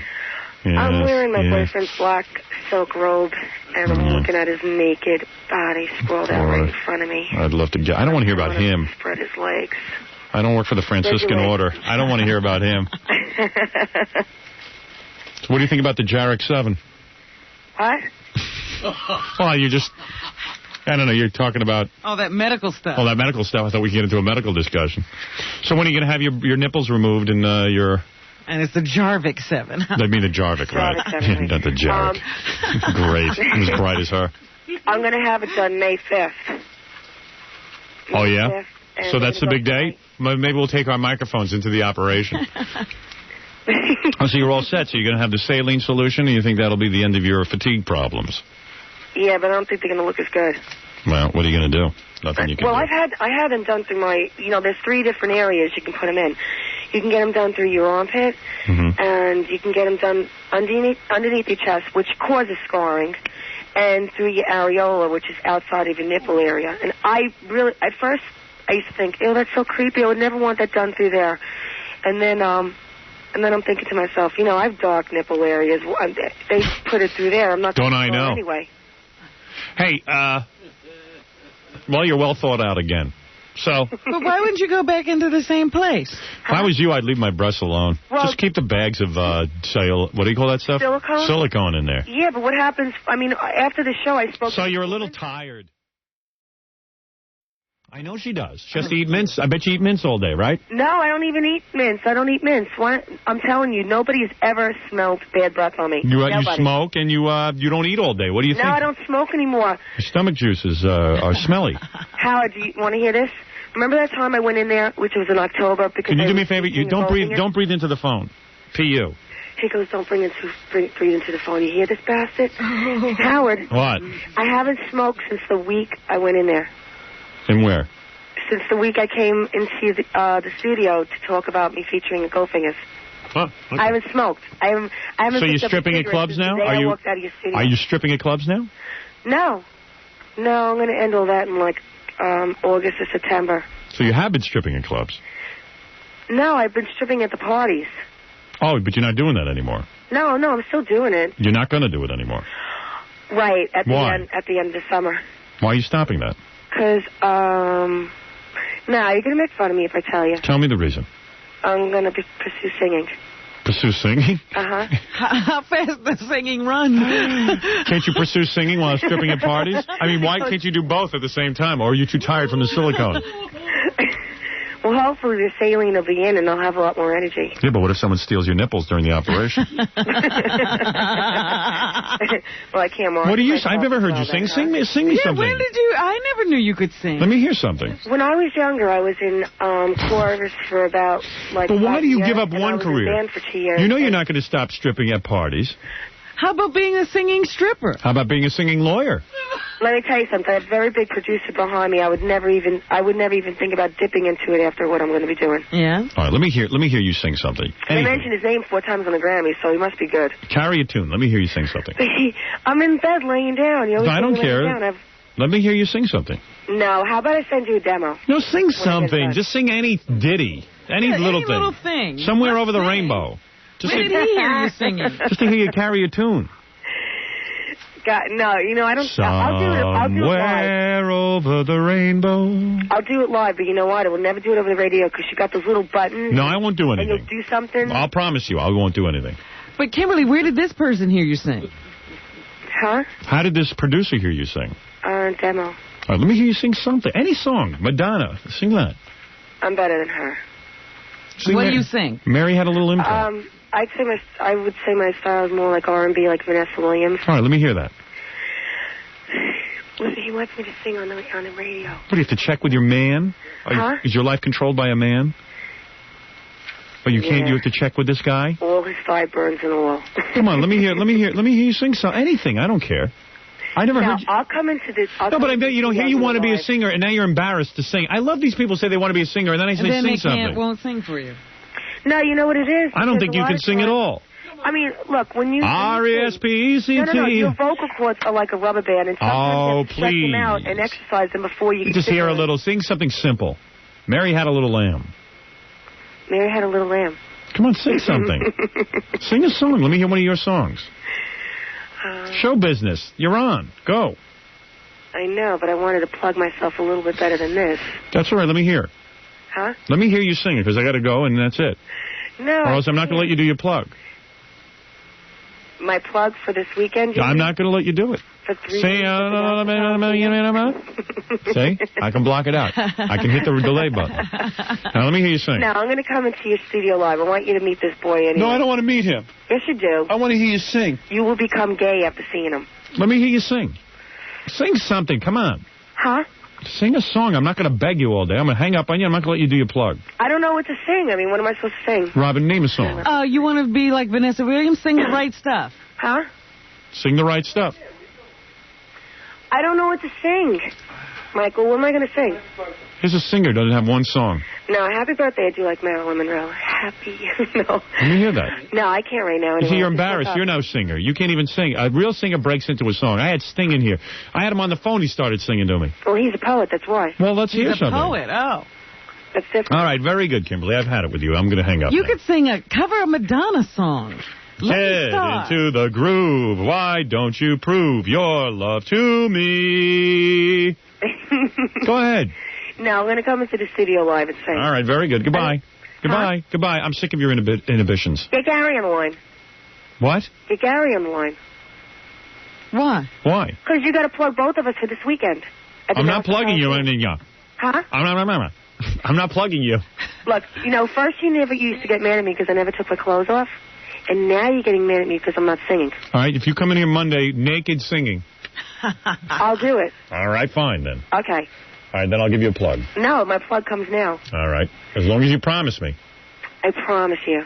I don't know if you can trust her. Oh, I can trust her. No, he can trust me. He knows I'm good for that.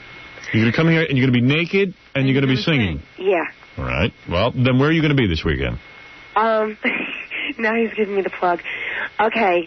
I'll be at the Nassau Coliseum Friday night from 7:30 to 9:30.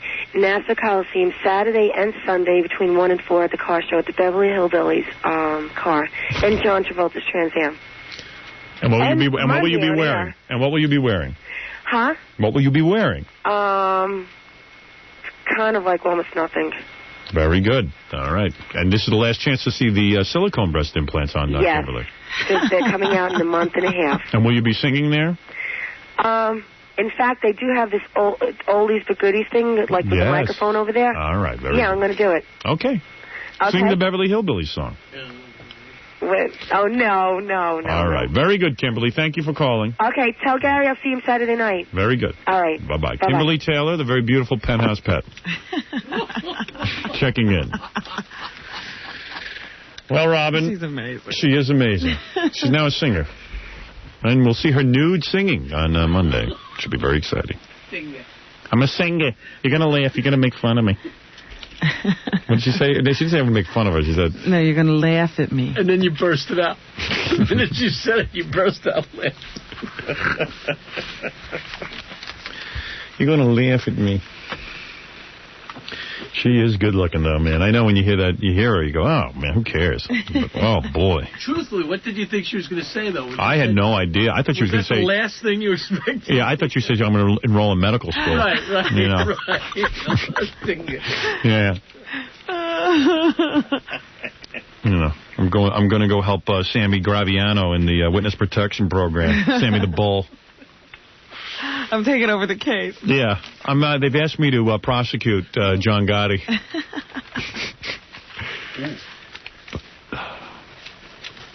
I was thinking of a sketch for the TV show where Kimberly plays a lawyer and prosecutes someone. All right, 1032, 92.3 K-Rock, WYSP, WJFK. Any last thoughts here, Robin? Yes, a couple. Today in the New York Post, Mayor Koch, former Mayor Edward Koch, reveals that James Baker, the Secretary of State, used a four-letter word to slam Jewish Americans. What was the word? Hebe? No. A four-letter word. He was... H-E-B-E, Hebe. No. At a recent White House meeting, Baker reacted to criticism of his seemingly anti-Israeli policies by saying, F them. F them? They don't vote for us anyway. So why is everyone surprised that Baker's an anti-Semite? I mean, and besides, that's one letter, Robin. What are you talking about? No. You know, all right, that's three. It's the F word. FM, too. That I'm talking about that they blanked Oh, you out. mean Baker said F them? Yeah. I see. Well, I mean, listen. Are Jews really shocked anymore that everyone is anti-Semitic? I mean, really, well, you don't expect people in government who are handling major policy to come out with things like that. I'm always shocked. I guess I'm an idealist. Jews, get with it. Everybody hates you. I mean, don't be so shocked every time you hear something. I know Koch is freaking out over this. Listen to what else he said. This was reported in an Israeli paper that...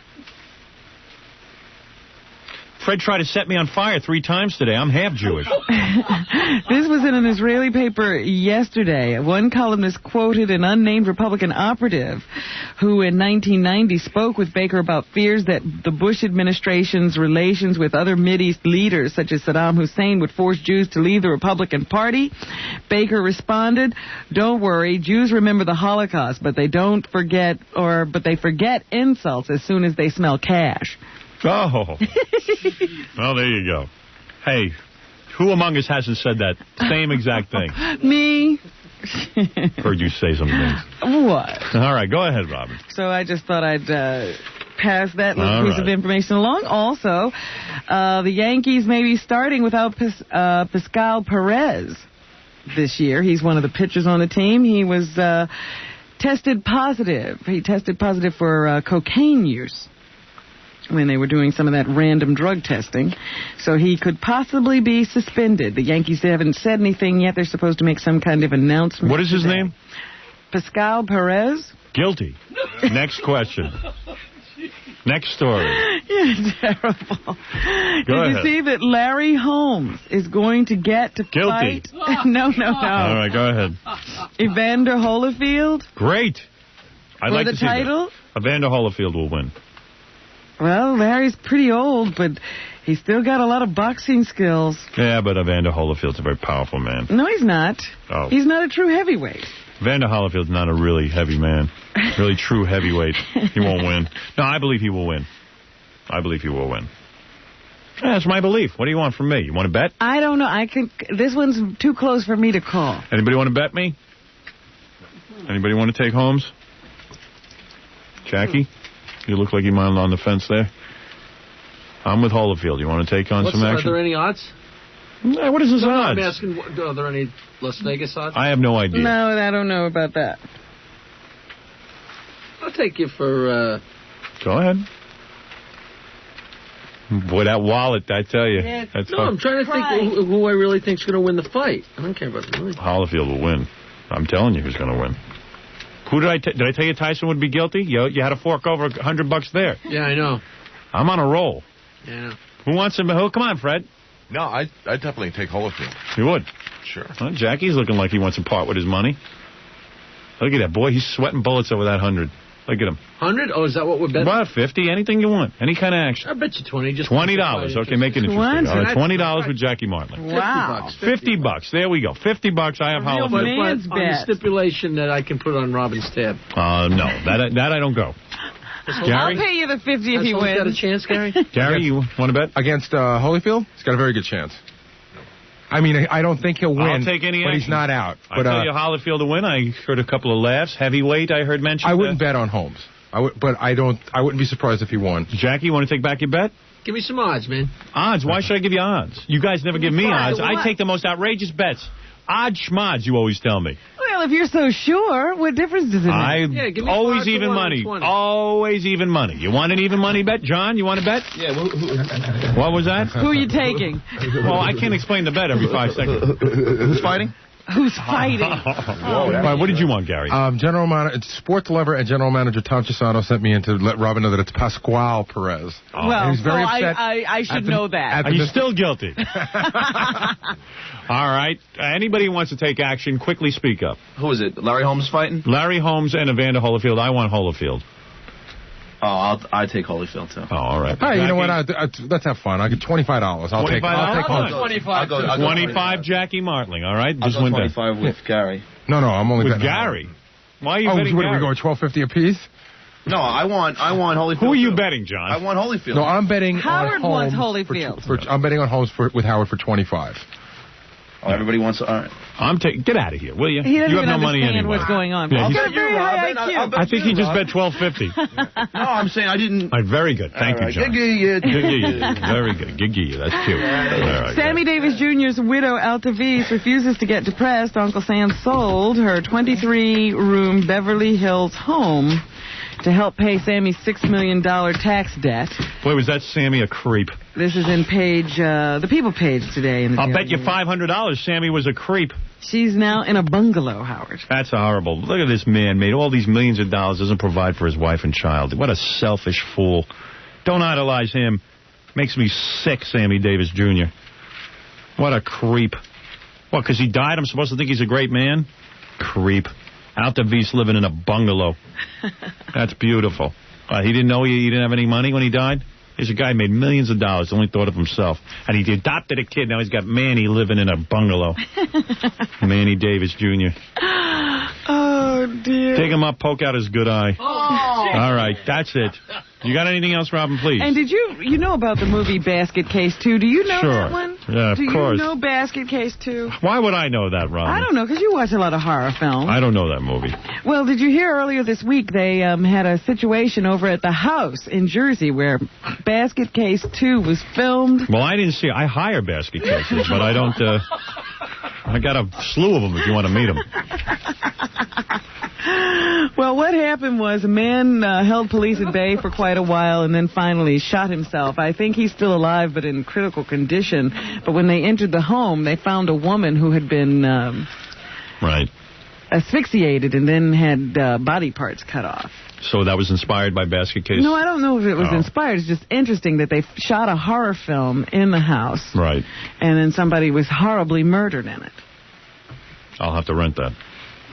House was empty at the time the movie was made. I don't mean rent the house, I mean the movie. People moved in afterwards.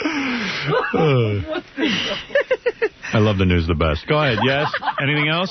That's it, All right, done. Very good. Robin, I'll see you later. And Jackie Martling, I'll see you over on April 2nd. Very good, look at you. At Zodiac's in Allentown, Pennsylvania. Go try and stump the joke man for jokes. And to order his video, Who Farted I Smelt It, call the all-new digital 516-922-WINE. Remember, 922-WINE. That's just a regular call. You get to hear Jackie's jokes. Don't forget Kimberly Taylor and Boy Gary tomorrow afternoon from 1 to 3 p.m. Oh, no, they're not going to be there together. That's tomorrow night at the Nassau Coliseum from 8 to 10 p.m. for the Long Island Custom Car Show. And then Gary tomorrow afternoon from 1 to 3 in the afternoon at MCD Record Store in Great Neck. Stuttering John will be appearing at Hooters in Springfield, Pennsylvania this Friday night, March 6th. There's a lot of money out there to be made, huh? Oh, if you could only know. Tim Curtin of Pig Vomit. Why don't you tell me about it? Tim Curtin of Pig Vomit tonight at Bronx Cheers, tomorrow night at the Deadline on 3rd Avenue, 92nd Street. The whole cottage industry off this show. If you're planning a wedding or party and you need a mobile DJ, call Scott the Engineer's Rocket Entertainment at 718-BAG-5040. All right, here's a song. And if I say...